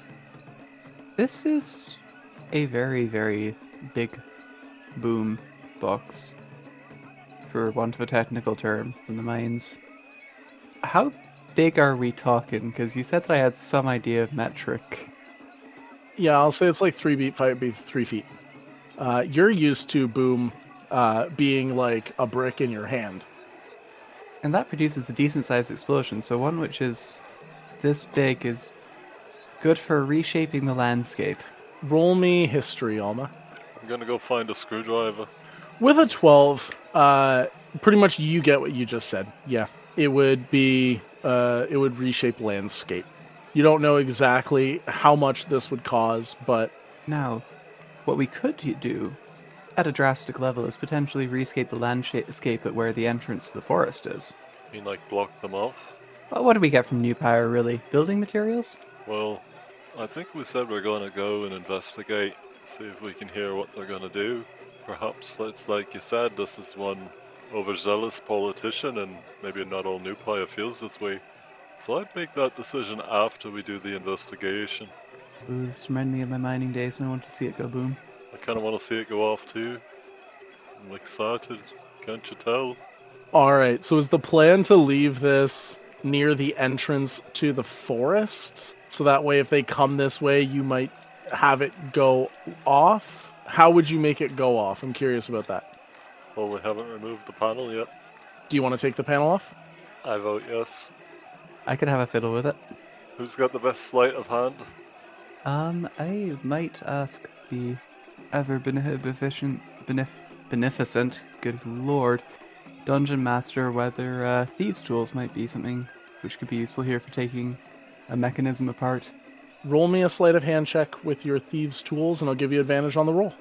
Dirty 20.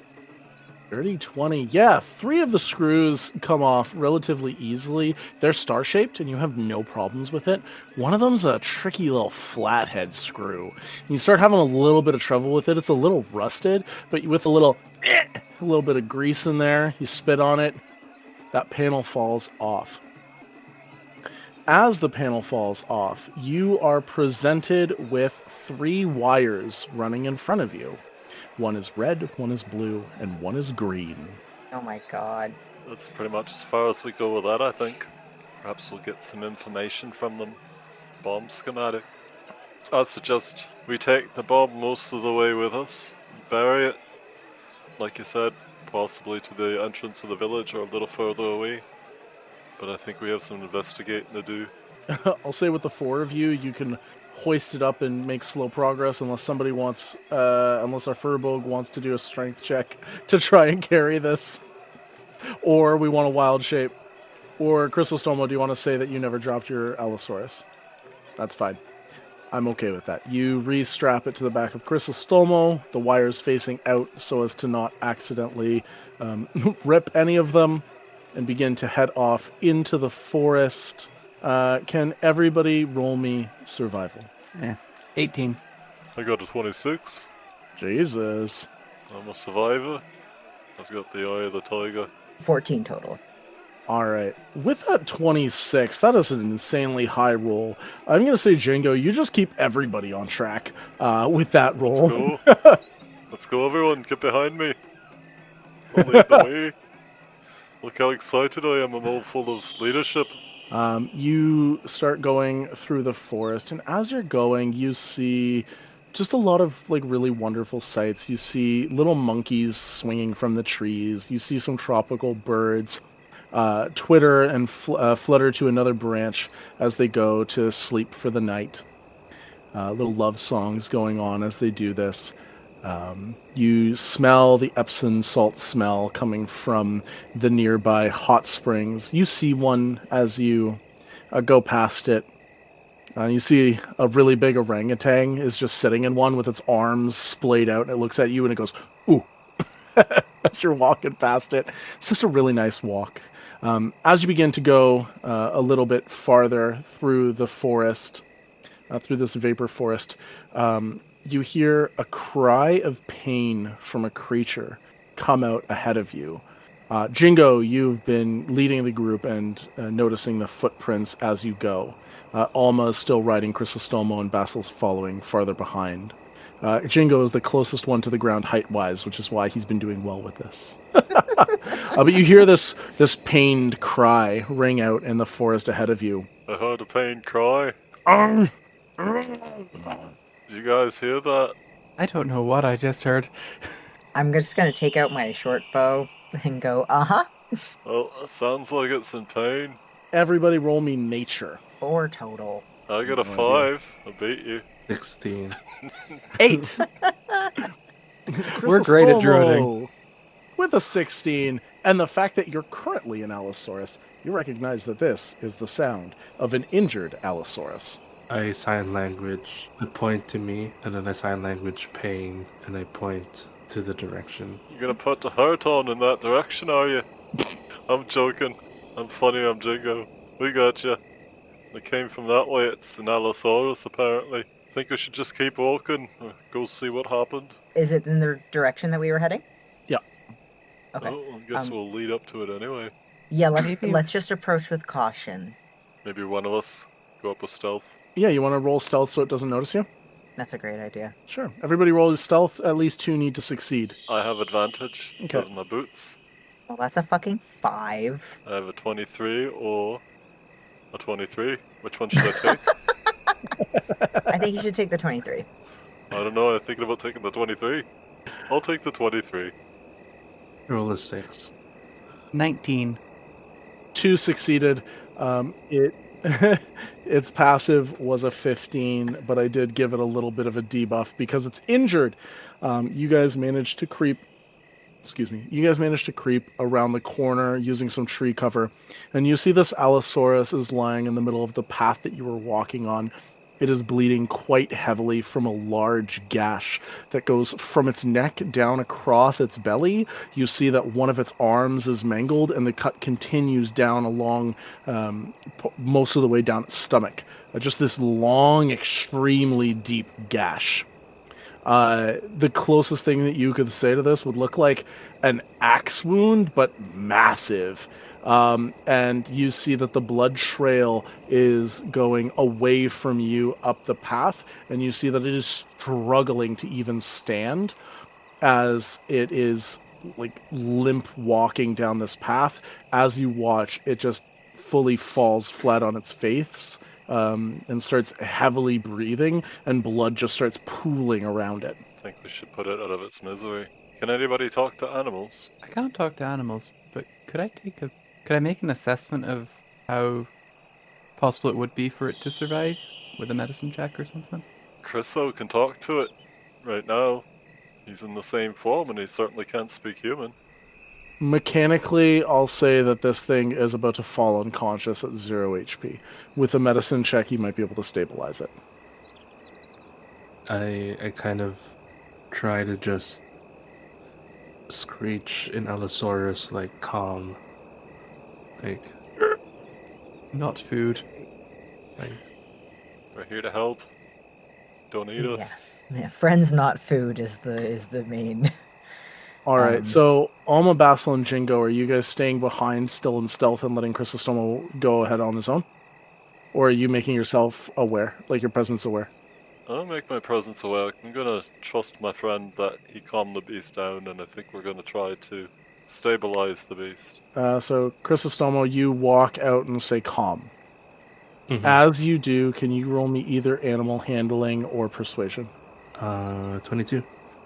The Allosaurus looks up at you all as you approach it, sees the Allosaurus, lets out a growl deep in its throat that kind of like falters as blood fills its teeth, and it lays down, and it starts just breathing deeply as it looks at you all.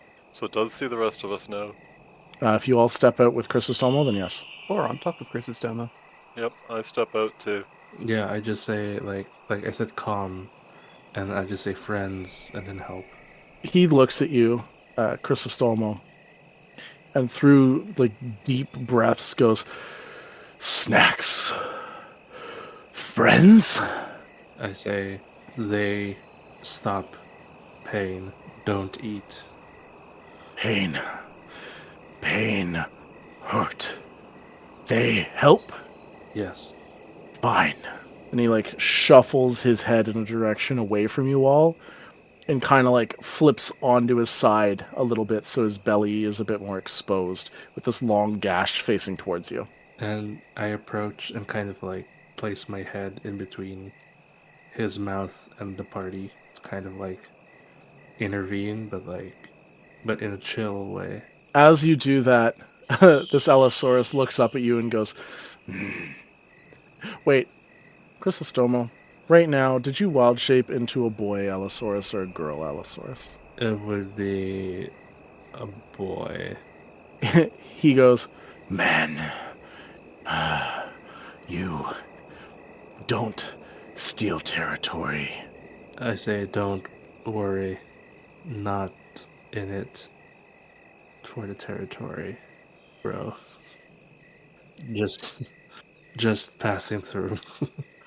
Yeah. He holds up a tiny little Allosaurus hand shakily, his not mangled one, and he says, Bros before hoes. Holds his little fist out. I just changed my mind. I think we should let him die. I fist bump and say, mates before mates.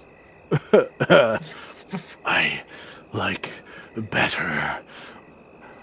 What are you guys doing for medicine as Chrisostomo and this Allosaurus are bro bonding? Right, we are in a tropical forest, which probably means there's a decent amount of moss around, which is something quite good for staunching wounds when you haven't got very much available to you, which is dinosaur-sized. We can use some form of leaf to bind up the dressing and put potentially some kind of herb mixture in to try and keep it from getting infected. I don't know if it's going to let us do. I don't know if it's going to let us do stitches. I don't want to find out necessarily. So let's go for just binding it together for now. See if we can do the equivalent of super gluing the machete cut in the field closed. All right, Alma, can you roll me medicine with the help action so you get advantage? That is, with advantage, a 21. 21, yeah. Jingo and Bassel aid you in this as You gather up moss and stuff and start putting in its wound. You see it like flinch occasionally at your touch. Chrisostomo says to you, "You careful, bro. North." He says north, but he like says in a general direction in Allosaurus words. "They're large, stronger than stone creature with long, thin talon, flat talon, and vapor like spring. You avoid, or you may die too." I'm guessing Chris signs this to us.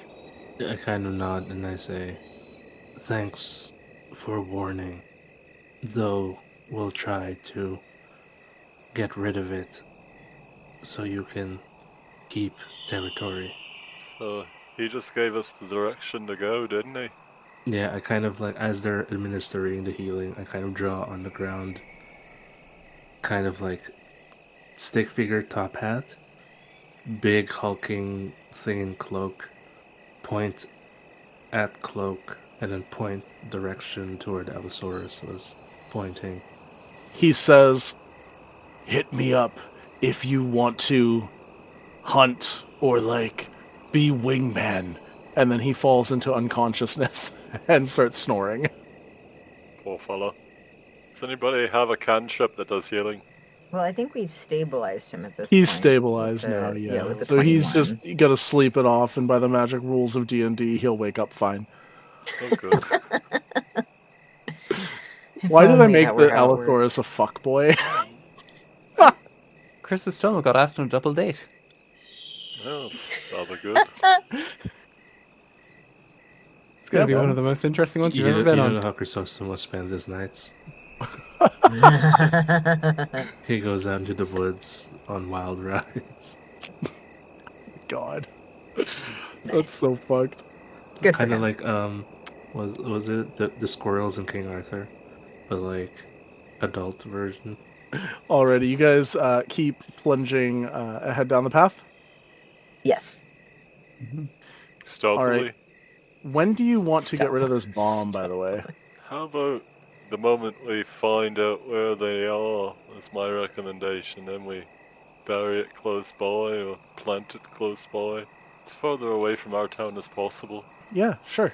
You guys start to follow along Jingo's path, leading you deeper and deeper into this forest. Yeah, before we leave the Allosaurus, I kind of write on the ground, kind of like keep eye for more bombs in case we run into more to the party, So look out for more flashing lights then. just in case. With your survival check being so high, I'm going to say you don't see any other bombs as you guys are heading this way. So it's not something you need to necessarily worry about.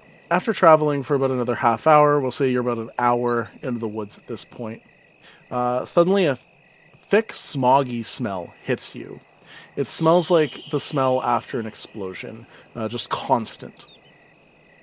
Ahead of you, you see bright lights standing out, which is very unusual to ever see in these forests. They are not like any lights that you've seen in your village before. You're used to like produce flame cantrips and druidcraft and other things, phosphorescent moss and just the sun to give you light. But these you see look like bright suns in the sky, and as you get a little bit closer, you see that they are just giant sticks with tripoded legs that are surrounding a clearing with these long black bars with the light inside of them.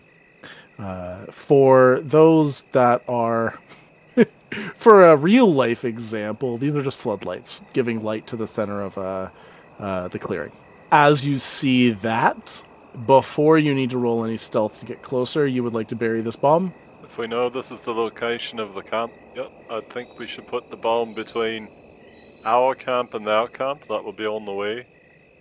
So if they decide to leave their camp. We got them. At the edge of the camp, which is pointed back towards us, towards where we live. I That's what got you. I'd say Okay. also. Yep. How are you going to do that quietly? Well, let's all look through our spells. Does somebody have earth shape? I have stone shape. I didn't choose anything like that. Stone shape? Yes. So technically, if there is a rock, I could actually potentially put it inside the rock. If there's a rock that is big enough. Turn into like shrapnel. Oh god. That would be quite interesting. Horrible little fragmentation device. Fragmentation grenade. I'll probably get chastised for this, but I could summon a beast and we could tie it to the back of the beast. That's a great idea. Let's do that. Until the beast runs away. Well, hopefully you could tame it, you know? Or as long as the beast runs towards New Pyre, that's fine. That'd be bloody funny. No, we're not killing a random animal, unless it's like a magical creature. I like the idea of putting it in the rock better, though, for the record. All right, we'll do that Stone one. shape, 5 feet by 5 feet in any direction. I'm sure we'd find a rock. We're close to mountains. You guys go far enough away that you can do this without worry of the that clearing hearing anything, and quickly craft this 5x5 thing. I'll just say you could do it right in the ground. You make this little hole and then cover it with some shrubbery and stuff like that to hide it a little bit better. We're on something called the Precambrian Shield. All right. And this is in the direct path towards where they would have been walking towards. And I'll say, do you put the plate back on it, or do you leave the wires exposed, or do you put leave the plate open and put how do you deal with the wires? Let's leave the wires, where we can access them later in case we get some information on which wire to cut, should we have to. Okay, so we leave the wires facing up, but then carefully cover them with, twigs and stuff. That's my suggestion. Anybody else? I can do some really quite fancy things with stone shape. So I can actually create a little... It says in it that I can create a stone door. So I can just create a little hatch to cover the wires itself. Perfect. There you go. You create a door that you can open, and if you open this door, the wires are facing right up. Beautiful. Love it. Great. That's so silly. I love it. Oh, man. You create a vault in the ground. Do you guys go closer to the clearing to see what's up? Yes. Okay. Roll me stealth. Once again, half need to succeed in order for this to be a pass. I have advantage. So, I get either a 21 or... I'll stick with that 21. That's an 18. All right. That's all. Did everybody say it? That's 2 passes anyway. You are able to sneak to the edge of the campsite underneath these floodlights. As you start to get closer, you realize that standing in a circle around this campsite and interspaced at odd intervals are these large metallic humanoid creatures. In the center of this ring, you see a large, extremely heavily armored, thick cylinder on a multitude of wheels. And beneath the wheels, you see 2 metal lines in the ground with interspaced metal, almost like planks, in between them. And you see that these lines lead way off into the distance, right through the circle, and continue off in the direction of New Pyre.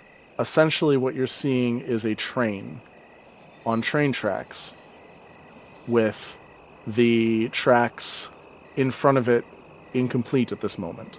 Bassel, as you look at these creatures, curiosity, you look at their feet, and you see they have human-like feet with weird protrusions that stick out and grip into the dirt, giving it a little bit of extra grip for its robotic body. And you recognize those feet as the feet that you saw in the mountains. Okay. How many are there? 12. Is there anything around us that can hear us right now? Like if I say something to my friends, or is something around us gonna be With your alerted? stealth checks, you guys can whisper to each other. You're far enough from the edge of the clearing that these robots are not aware of you. Awesome. Okay. In that case, I am going to reiterate to my friends that I have seen the footprints those things make up in the mountains when I was trying to find Ricardo. So these things have already been in around the area already. Up to no good, I suspect. Where did you guys say you found that bomb again? In the foothills of Pico del Fuego. Okay, that's roughly where I found the footprint as well. So I have a feeling that there might be more bombs and that these things might have planted them. I have the same suspicion. Yep. That tracks. Can I remember during my conversation with Bro? Was his injury like from one of these machines, or was he kind of describing more than one? When you look at these creatures for that type of injury, you do see that they have one arm is essentially the fist is replaced with a sword. But there is no way that one of these creatures caused an injury like that in one strike. It's simply no way. I'm not going to make you roll to understand that. So there's something else a little bit more ominous than these things out there. I'm afraid. Look at me. Or it was kind of overwhelmed by numbers. Or they have a really big one. There is one other thing that you notice. Actually, no, I'm going to make you roll for it. Question. Is it something that a passive perception of 22 would notice? Yeah, I'll give it to you. God damn it, that's a really, really high passive perception. You see, written on the side of this long cylindrical object, it says Thomas. And under it, you see tactical, heavy-duty, operational, multi-purpose armored striker. That's a whole lot of words. Hey guys, you guys know who Ambassador Hat is now? Yes. And I'm mad about it. That is fantastic. Oh man. Oh god. And it does run on Steam, not that dirty diesel. Are there people around? Can we see people? No, the only thing you can see are these 12 extremely still robots guarding the perimeter. Are the robots facing out towards the perimeter, or are they facing into the circle? Facing out. Okay. I don't know if the new Pyre government is behind this, like they said so. If that was the case, I'd expect to see soldiers. I think those might be the soldiers. I think the train, Thomas, is a bad sign for it being the entirety of New Pyre. Agreed, although this does make me think of an alternative plan. So this, is there enough equipment for them? Like, I'm assuming there's equipment in this clearing that they're going to use to continue to build the train tracks, kind of thing. Yeah, so behind the main head for Thomas, there are different box cars. So you can only assume that they've carried equipment in those box cars to continue building the train tracks. Okay, great. Hey guys, how do we like this? Why don't we take that bomb that we just buried, bring it like all the way around to behind where the train is, and blow up the tracks from behind it, so that there's no way for them to get back to New Pyre. Or get any more supplies from New Pyre. Exactly, thinking without something having to, yeah. I was also thinking we blow up the train. Well, yeah, we'll blow up the train. But The only thing to that is that then we'd have to deal with the creepy feet thing. I have another suggestion. I'm concerned that we don't see people around. So there might be more than one camp that we know of.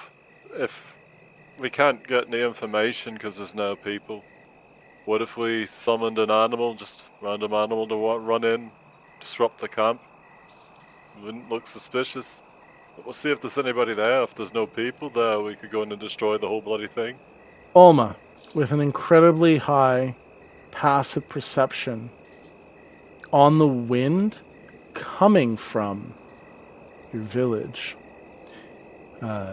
you hear screams. There are screams coming from the village. This is a wonderful, wonderful bad sign. The village called Valle Vaporoso, which I forgot. But there you go. Yeah, our attention's being split again. Are there no people in this camp? I'm also wondering if we could steal one of these mechanical people-looking things that I'm gonna call a robot. Just make up the word right now. On the spot. Make a robot. Because it rhymes. Oh yeah, that's a good word for it, boss. Yeah, I think so. But we need an advantage. I'm not convinced that these are things that we can pilot ourselves. Is that something we could perceive? See if there's a cockpit in these things. No, these are like just slightly bigger than you. This autonomous robots then. Yeah, like if you put a human next to Iron Man. I think you guys should go to the village. I will take this and go straight to the middle and try to activate it. The bomb? You're gonna suicide bomb yourself? You can be a very big thing. You can be a very strong thing. How far do you reckon you could chuck that bloody thing? Because, on the other hand, you could go in the middle, or you could become, I don't know, say a Patasaurus or a Bronchiosaurus, and use a neck which is about 20 meters long to wing a bomb like a baseball. You know, that very famous sport they play in the mines, because you have bats. The bats in the mines. That was such a bad joke. Oh my god. That's worthy of Dumpie Look, I had Master to come up right with it. Well, the Oh Allosaurus my is the biggest God. thing I can turn into. But the ace up my sleeve would be, if positioning was the thing, was I can turn invisible. So I was like, strap it to my back, sneak into the middle, and just like cut the wires and go boom. And all of this is rushed conversation as time is of the essence because the village is... Indeed. We want to destroy the camp, and we want to go back. How are we detonating this bomb? Do you think I only need to cut one wire or three? Maybe you might accidentally disarm it. True, but it's a risk I'm willing to take. I say throw it in the middle of town and hit it with a bloody strike of lightning. Could your wildfire spirit help with that? He certainly could. Now mind you, he can take damage, but something tells me he has enough spells to be able to ignite a bomb. I think he has just a basic fire attack, right? You could have him crawl inside. And fiery teleport. He could teleport away. Not that far, though, sadly. That's true. Well, 15 feet. Don't think it would be enough. No. Speaking of, from where the bomb is, would the bomb, considering how rescaping the landscape level, would the bomb kind of be in a decent spot to reconstruct the landscape? Would our town be safe? I'll say that the diameter, roughly, of this clearing is about 50 feet big. You don't know for sure how much this would hit, but you can assume it would at least hit that. Probably more. What if I just summon a beast and send the beast in with the bomb? If we can't throw it, we have that idea. What's a beast that nobody likes that can carry a bomb? Okay. Something large like an oxen or something? What I can do to help out is that I can put a fog cloud between us and it so that it has a clear, relatively stealthy run compared to what it could otherwise. And I can summon VSM, I'm guessing that means very small, small and medium. I don't think your small beast is going to ever be able to carry this. Alright then. How about I just run in the middle of town and go oogly boogly boogly? I like that. Yeah. Oogly boogly, oogly boogly. Let's go with that one. You want me to do that? Try to get their attention? I can always teleport out. Teleport in, teleport out, where they can't see me. See if I draw their attention, and that way you can sneak the bomb in. That's a good idea, actually. I like that. Everybody else? We get Christo to move the bomb in under the cover of fog, and I'll draw their attention. And then we just fucking leg it back to the village as fast as possible. Yeah, pretty Everybody much. jump on top of the centaur, and we'll be on our way. I was gonna say. Yep. The taxi awaits. Alright. Everybody hands in the middle. Let's go, Druids. Hey. All right. One on the Druids. Okay, sorry. Describe to me exactly what you're doing. We're putting our So- hands in the middle, and on the count of 3. I think he You meant think what you're the so plan was. cute with your silly little jokes. It made me Okay. laugh. All right. So I'm gonna teleport right in the middle of the bloody town's camp center, and I'm gonna go oogly boogly boogly and get their attention, cause I'm exciting. And then I'm gonna teleport away to once I have their attention, and our comrade here, Christo, is gonna move the bomb in, and then somehow we're gonna make the bomb go boom. Wildfire Spirit? Yeah, I could try that. I could hit it with a bloody strike of lightning too. I could do a scorching ray. To be clear, you're going to teleport in the middle. That'll, like, the way this would work mechanically, surprise round, you guys all have a surprise round at the beginning of combat. You teleport in the middle because you've succeeded over their stealth already. As you appear in the center, that's going to be regular initiative, assuming Alma, Chrisostomo, and Bassel don't want to do anything on their turns. Oh, Cloud. Then that becomes an initiative off if you can teleport out before they attack you. I'm fine with that. I'll take that chance. Haven't taken a risk yet. Then you're going to teleport away and try and lead them towards the bomb. No, I'm not going to try to lead them anywhere. We're going to sneak the bomb in the middle of the camp. Or I can just sneak it. I can just grab the thing, turn invisible, and sneak it while you guys hoof it to the village. And you have a way of igniting that thing, do you? My plan is just cutting one of the wires. That's going to kill you. Doesn't matter. Nope, I disagree. I don't want to lose a comrade. We might be the final druids in this village. I'd say we go with my plan. I don't want you to die.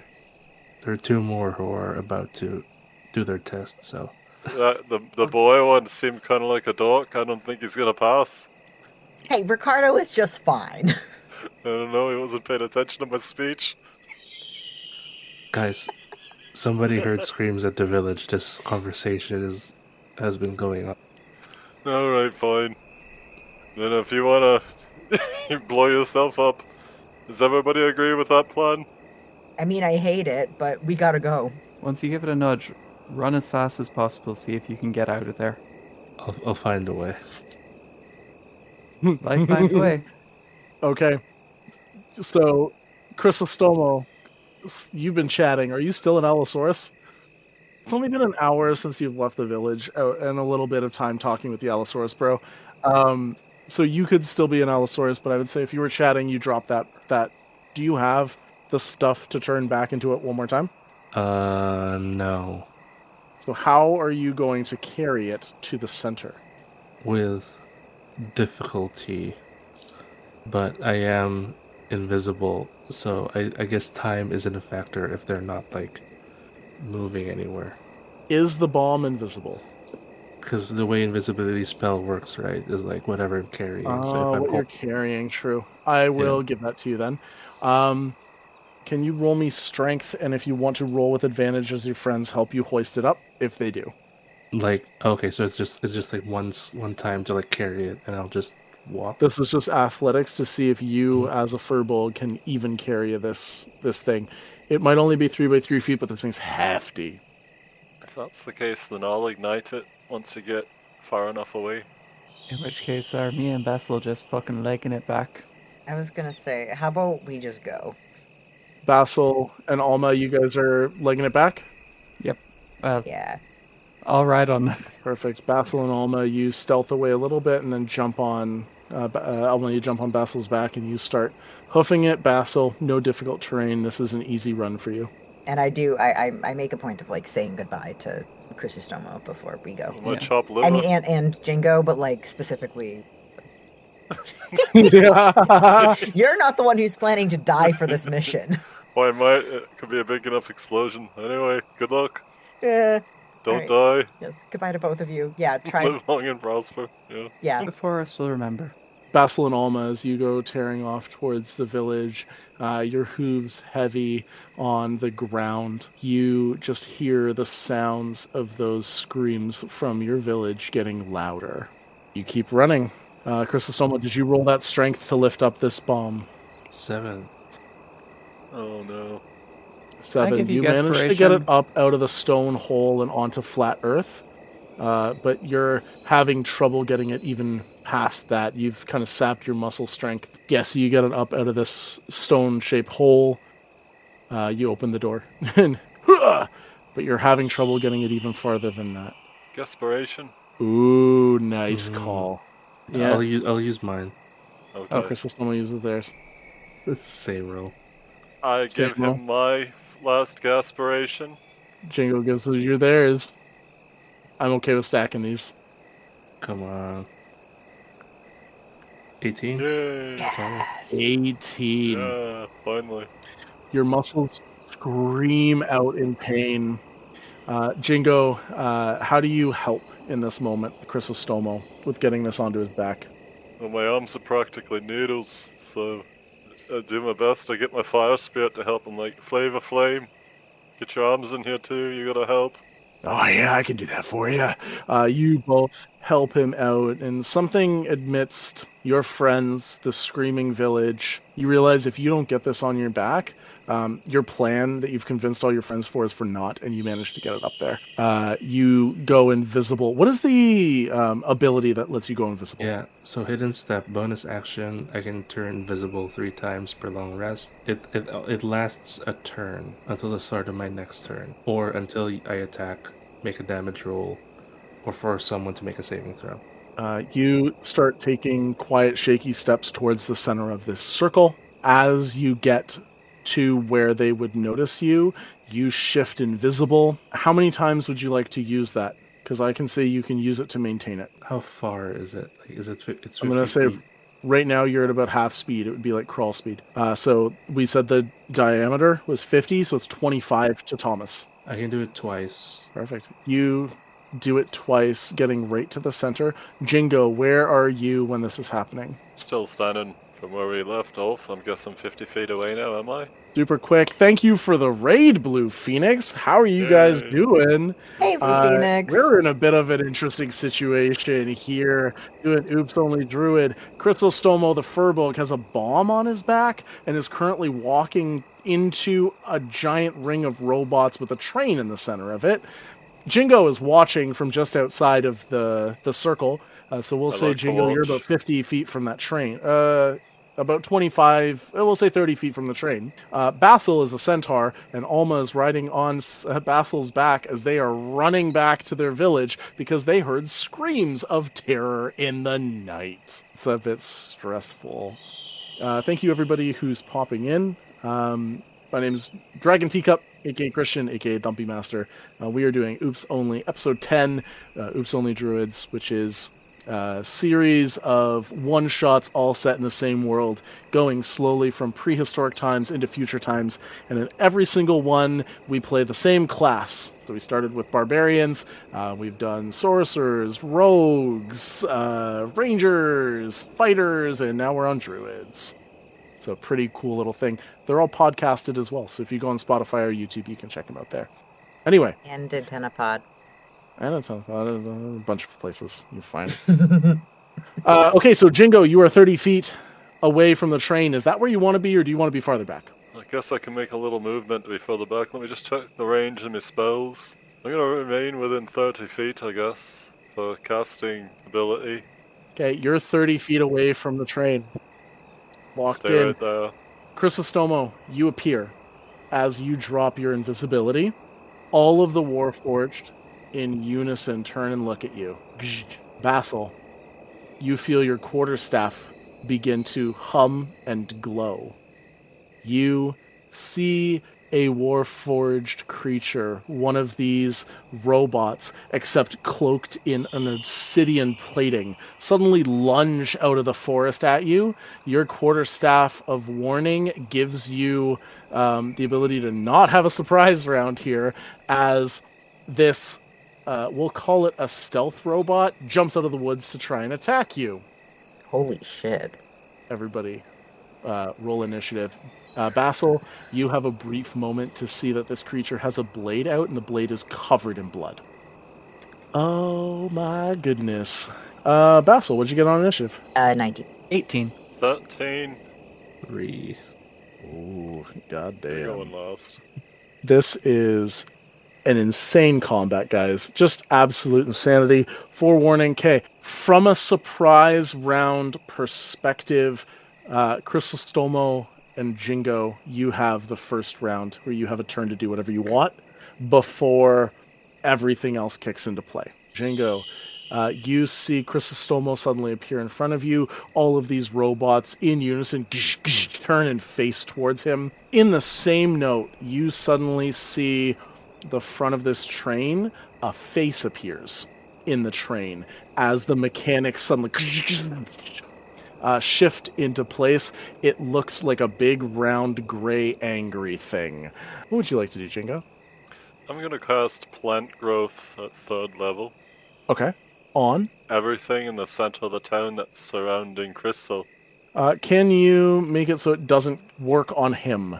The spell channels vitality into plants within a specific area. There are 2 possible uses for the spell, granting either immediate or long-term benefits. If you cast a spell using one action and choose a point within range, all plants within a 100-foot radius centered on that point become thick, overgrown. A creature moving through the area must spend 4 feet of movement for every 1 foot it moves. You can exclude 1 or more areas of any side within that spell's area from being affected, which is, of course, what I cast around Christo. If you cast the spell over 8 hours, you enrich the land and all plants half a mile radius centered on that point, and they become enriched for 1 year. Alright, you cast it so that there's a circle around Chrisostomo, Maybe even a little path. and everything else gets affected by this. Amazing. Yep. Do you want to do any movement? No, I'm gonna wait for Christo to get his way to me. I'm not gonna abandon my friend. I cast my plant growth. It is cast. They're all tied up in plants now. Awesome. Chrisostomo, you get your turn. I'll try detect magic to see if there's some mechanism here that I'm missing, or I can better understand with these 3 wires in front of me. You cast Detect Magic, and amidst all of the technology in front of you, nothing seems to stand out with this 3 wires, with these robots all surrounding you. However, you do get a ping of magic coming from inside Thomas.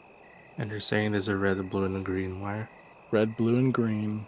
That was your action for the turn, right? So I can say object interaction would be pretty easy to break one of these wires if you would like. I'll roll a d6. Red. You cut the red wire. Mm-hmm. As you rip this red wire, you see that red light begins to rapidly flash. And then we go into initiative. Proper. Bassel. I'm just gonna take out my quarterstaff and hit it. You got it. 15. 15 does just hit it as you throw your quarterstaff out. Describe to me what you do. This creature is like jumping out of the woods at you. I'm gonna pull out my quarterstaff off my back and like swing it in a big arc towards it. All right, roll your damage for me. 7 damage. Yeah, it gets stunned, stopped in its tracks a little bit. It kind of like skitters back a bit. You see a gush of steam come out from its legs. You see the blade still dripping with blood. As it regards you, it was not expecting you to see its attack.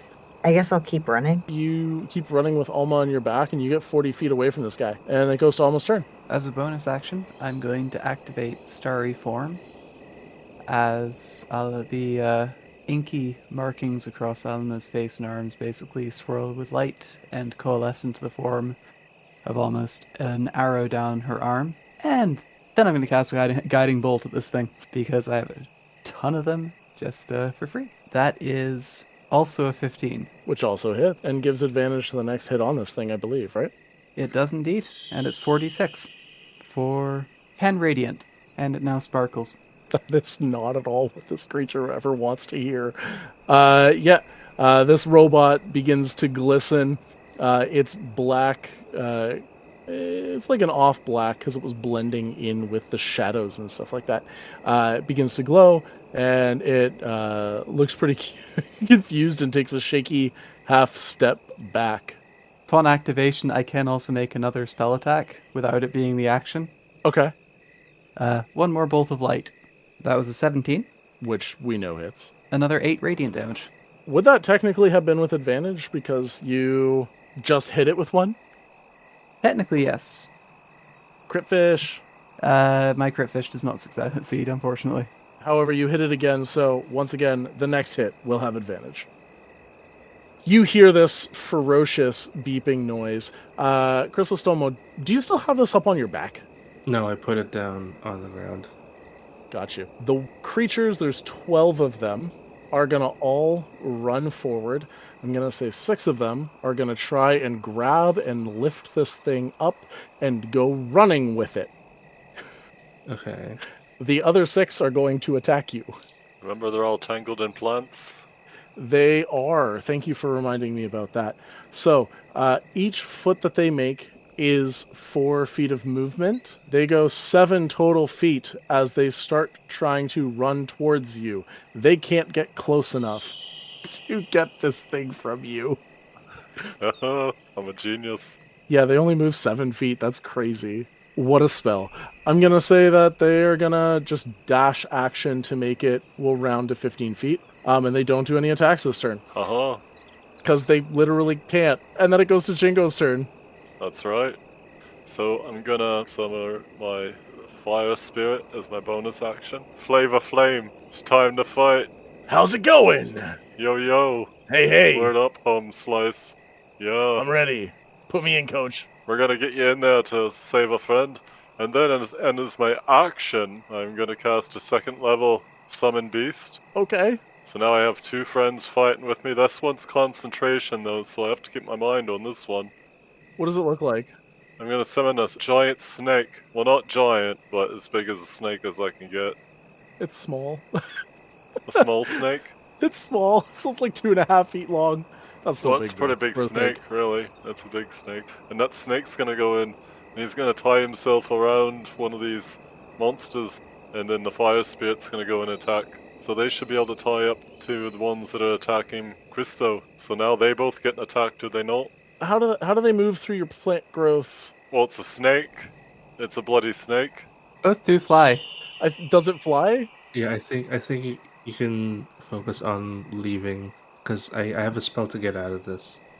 Alright then. Well, I send them in to help you, and then I'll leave, if that's the case, because I don't really care. I mean, the fire spirit will just come back to me, and the snake, well, he's a summon. He'll just go back to summon land. Yeah, he can float along the ground because he's got a fly speed of 60 if you summon him as an air one. Alright, fine, he's a flying snake. It's creepy. You want your wildfire spirit to get to the center? Yeah, I want him to help tie up the creatures there, or robots or whatever that are tying up a friend. And the flying snake too, I send them in to help him. Then I'll use 30 feet of movement to get away. Alright, you go running 30 feet away. Yep. You can summon him within 30 feet of you for your wildfire spirit. So you can summon him near a couple of these robots if you want them to get some damage. Yep, I'd like them to be able to focus their attention on my wildfire spirit and my flying snake so they don't all go for Christo all at once. I'm going to be honest with you, as it goes and does damage to these, that is going to be a moot point in a second. Oh shit. We'll do your bonus action first. You send this flying out towards Chrisostomo. Yep.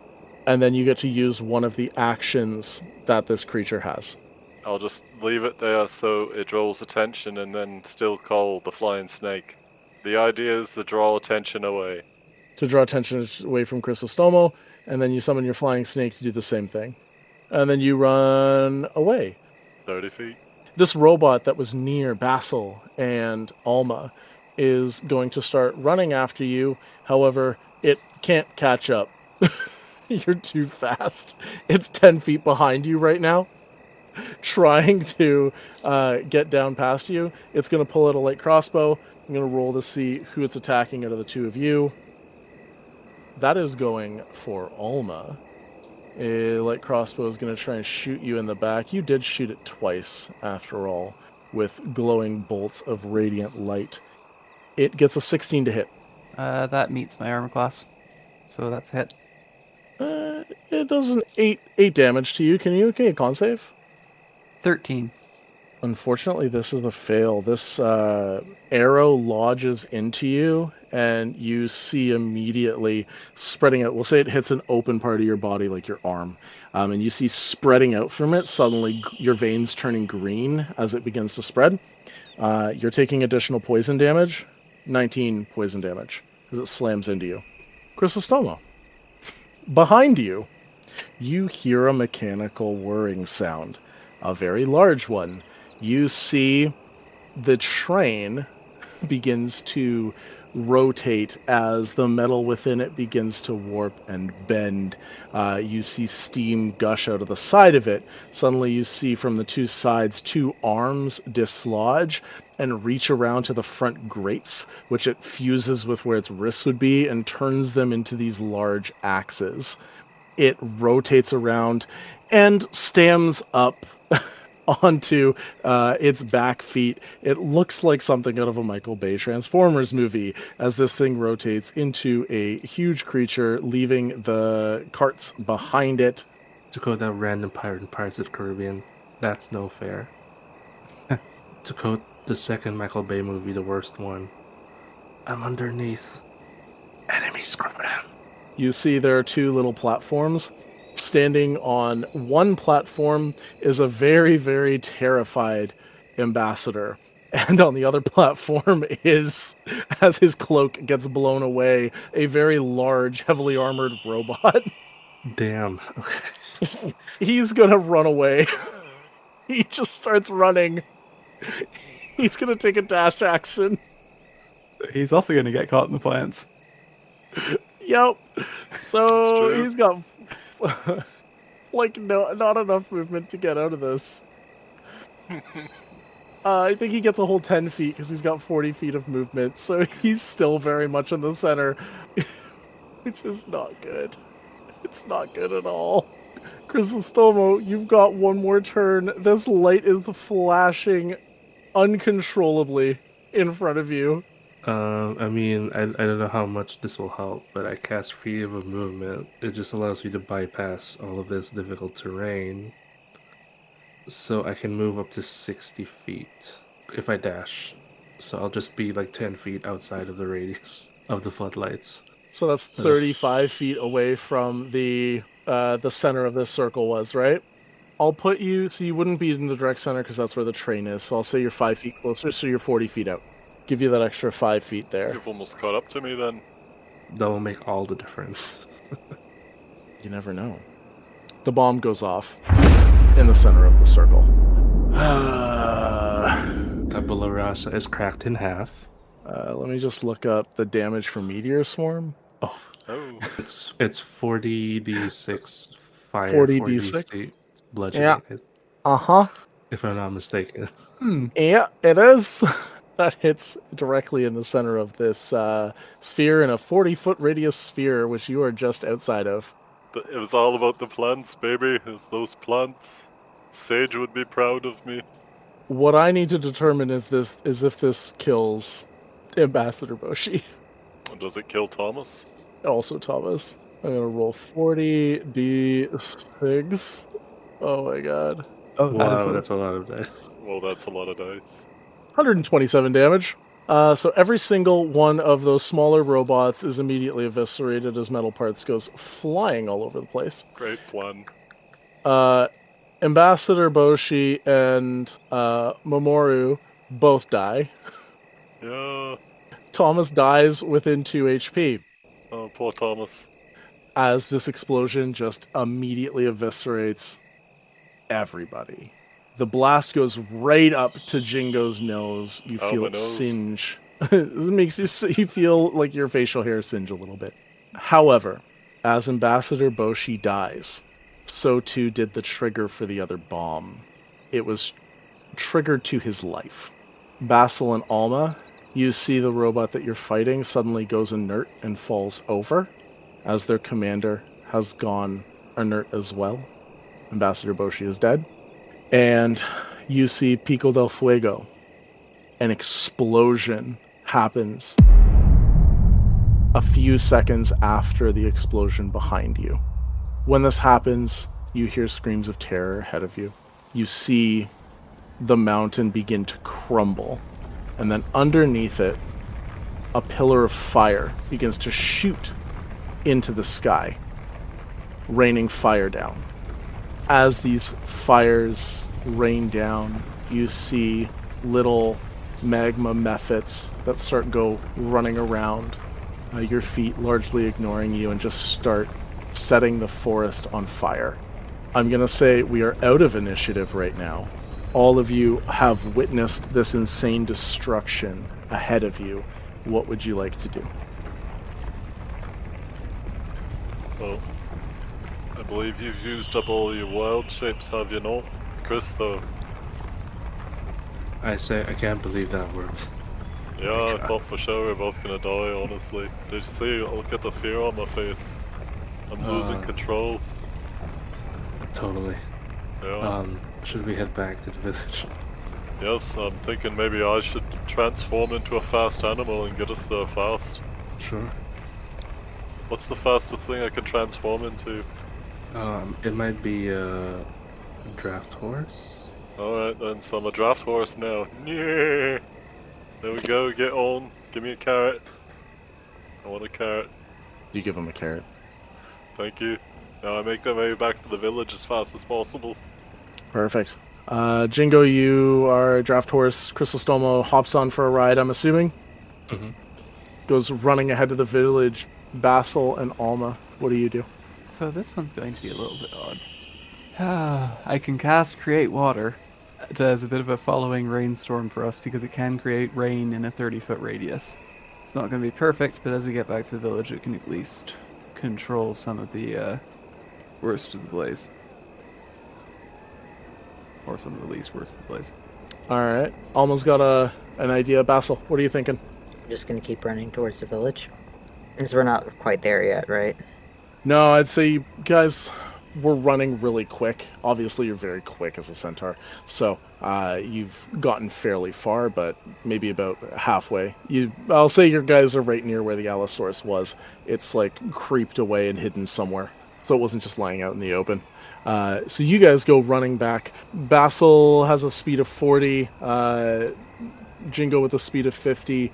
Bassel would probably still get there first. Bassel and Alma, as you guys get just outside of the forest, what you see before you can only be described as a hellscape. You see fire elementals. You see these creatures called salamanders, which are large fire snake people, running all through what's left of your village, which is mostly burned down as magma begins to pour from this mountain. You see a couple people run past you, supporting injuries, but you know, with this level of destruction, there is very few survivors. It's a good thing we evacuated the town. The town was in the other mountain. I'll be honest, with this level of destruction, the magma and lava and stuff seeping into the mountain, it is very unlikely that there's survivors in there. Most likely they met a really horrible end in a cave system with magma flowing into it. What you have done that you know with your intrinsic ties to nature is opened up a plane to the elemental plane of fire. Well, we didn't do it, they did. That's what this bomb did. So you're saying it killed everyone? And you see a pillar of fire still reaching high into the sky, just billowing out into the clouds. Feeling a little less successful now. Well, if they're all dead, then maybe we should just leave. Over the next couple days, or even like day, you manage to track down a handful of survivors. Just a couple people here or there who managed to get out. People who heard the explosion in Bran and got lucky. There's discourse amongst you and them about whether you go to New Pyre or you all, as a small little sect, go somewhere else. So we can't stop the spirits coming out of the mountain then? This is a permanent rift. Oh, goody. Did we ever hear from Ricardo or Sophia?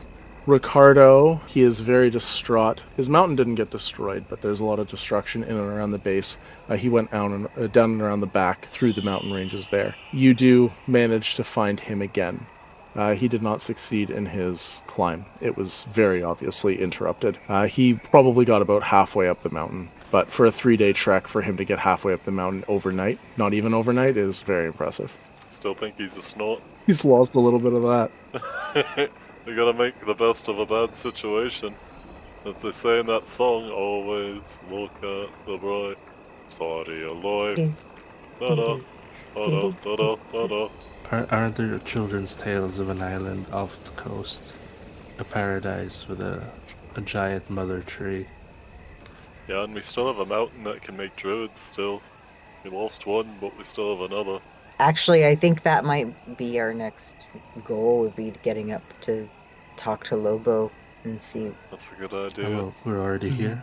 if she's still around, if she can still, like, make druids, and also, hey, she might have, like, information on where the other god, whose name I totally know, Halcon, is.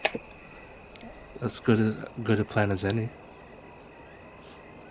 We can try summiting one last time. All right.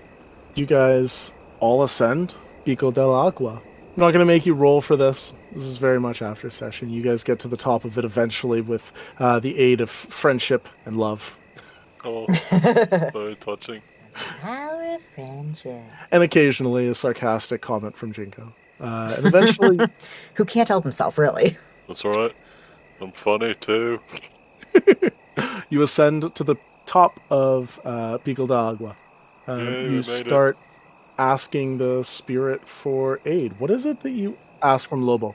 How did you get the really cute wolf ears? Yeah, to be honest, it depends on if we can actually, like, speak to her face to face, or if this is the kind of thing where we're just, like, going up to an effigy and being like, hello, oh great and powerful goddess, please hear us, or some shit.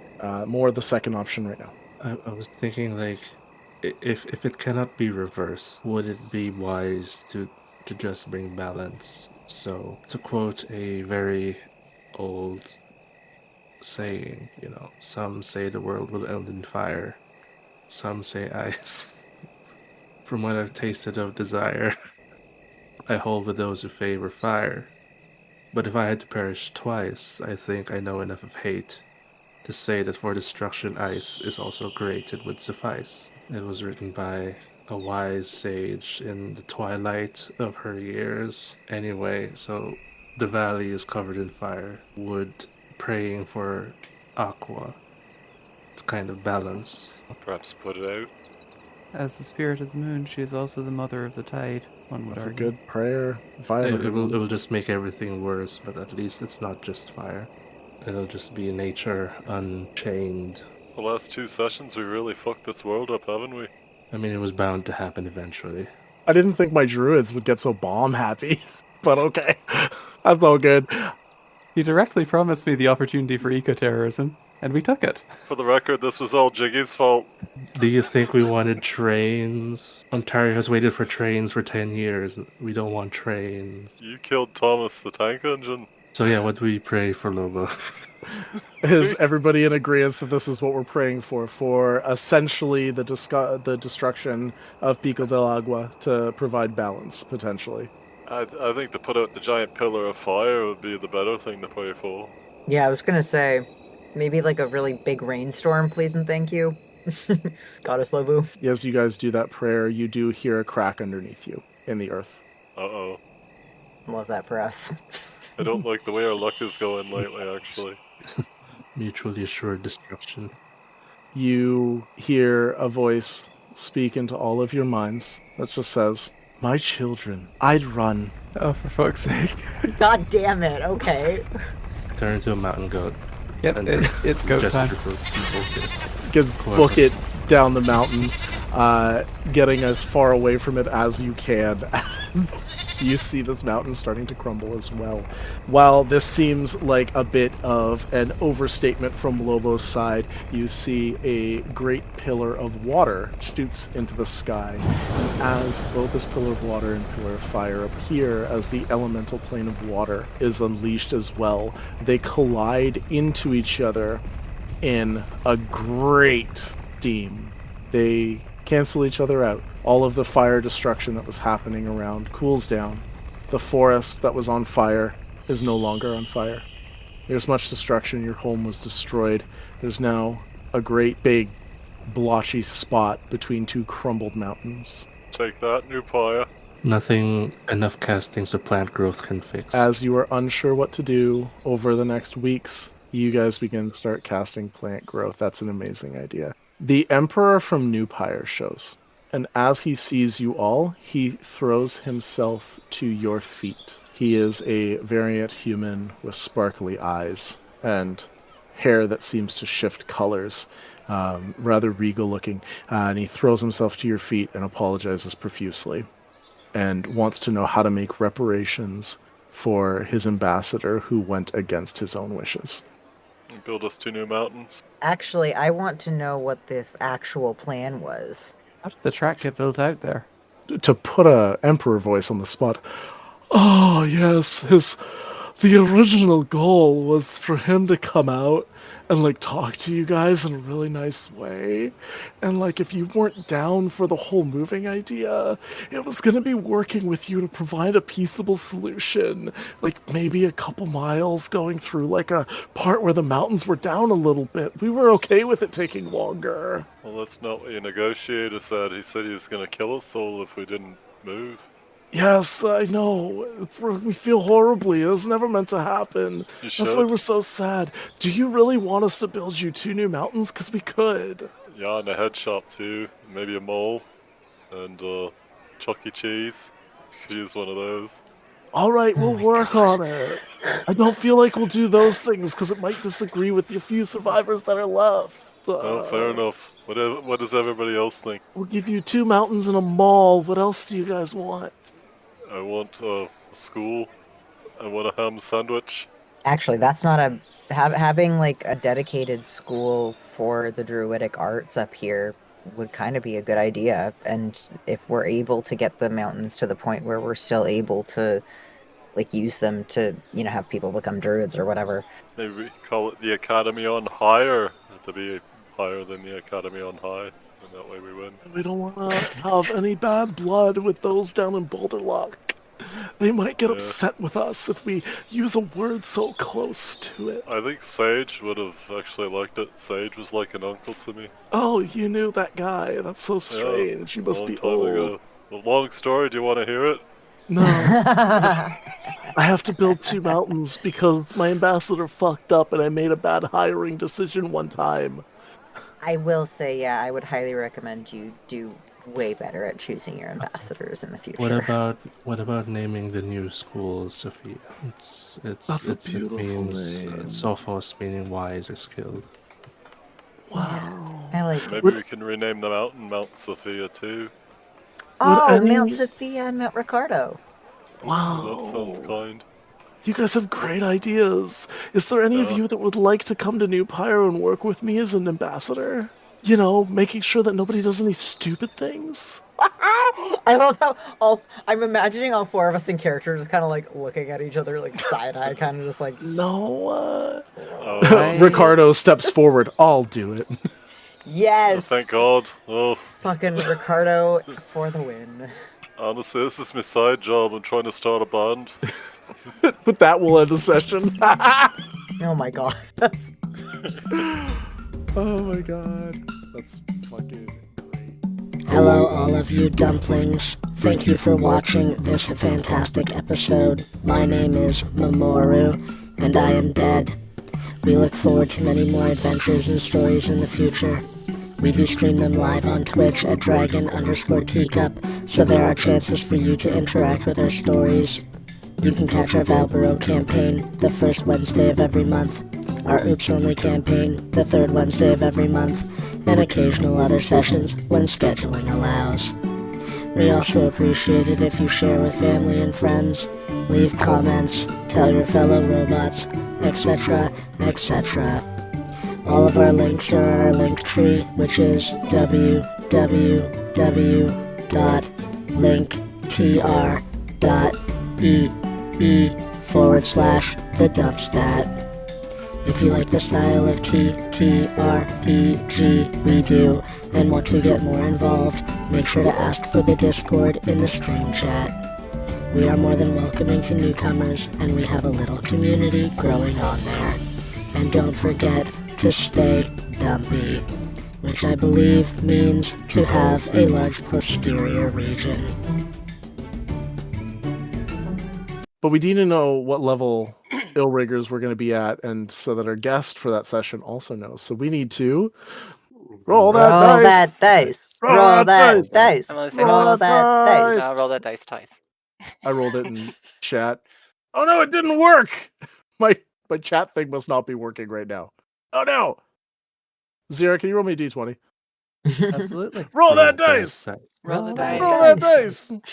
Roll it twice. Roll it twice. So I'm gonna let you get. I'm gonna let you get out of this one if you want to, but that was a nat 20. Fuck. Nope. We have to keep it. Fuck. No. No Fuck. way. No. Round time making a comeback. Fuck. Motherfucker.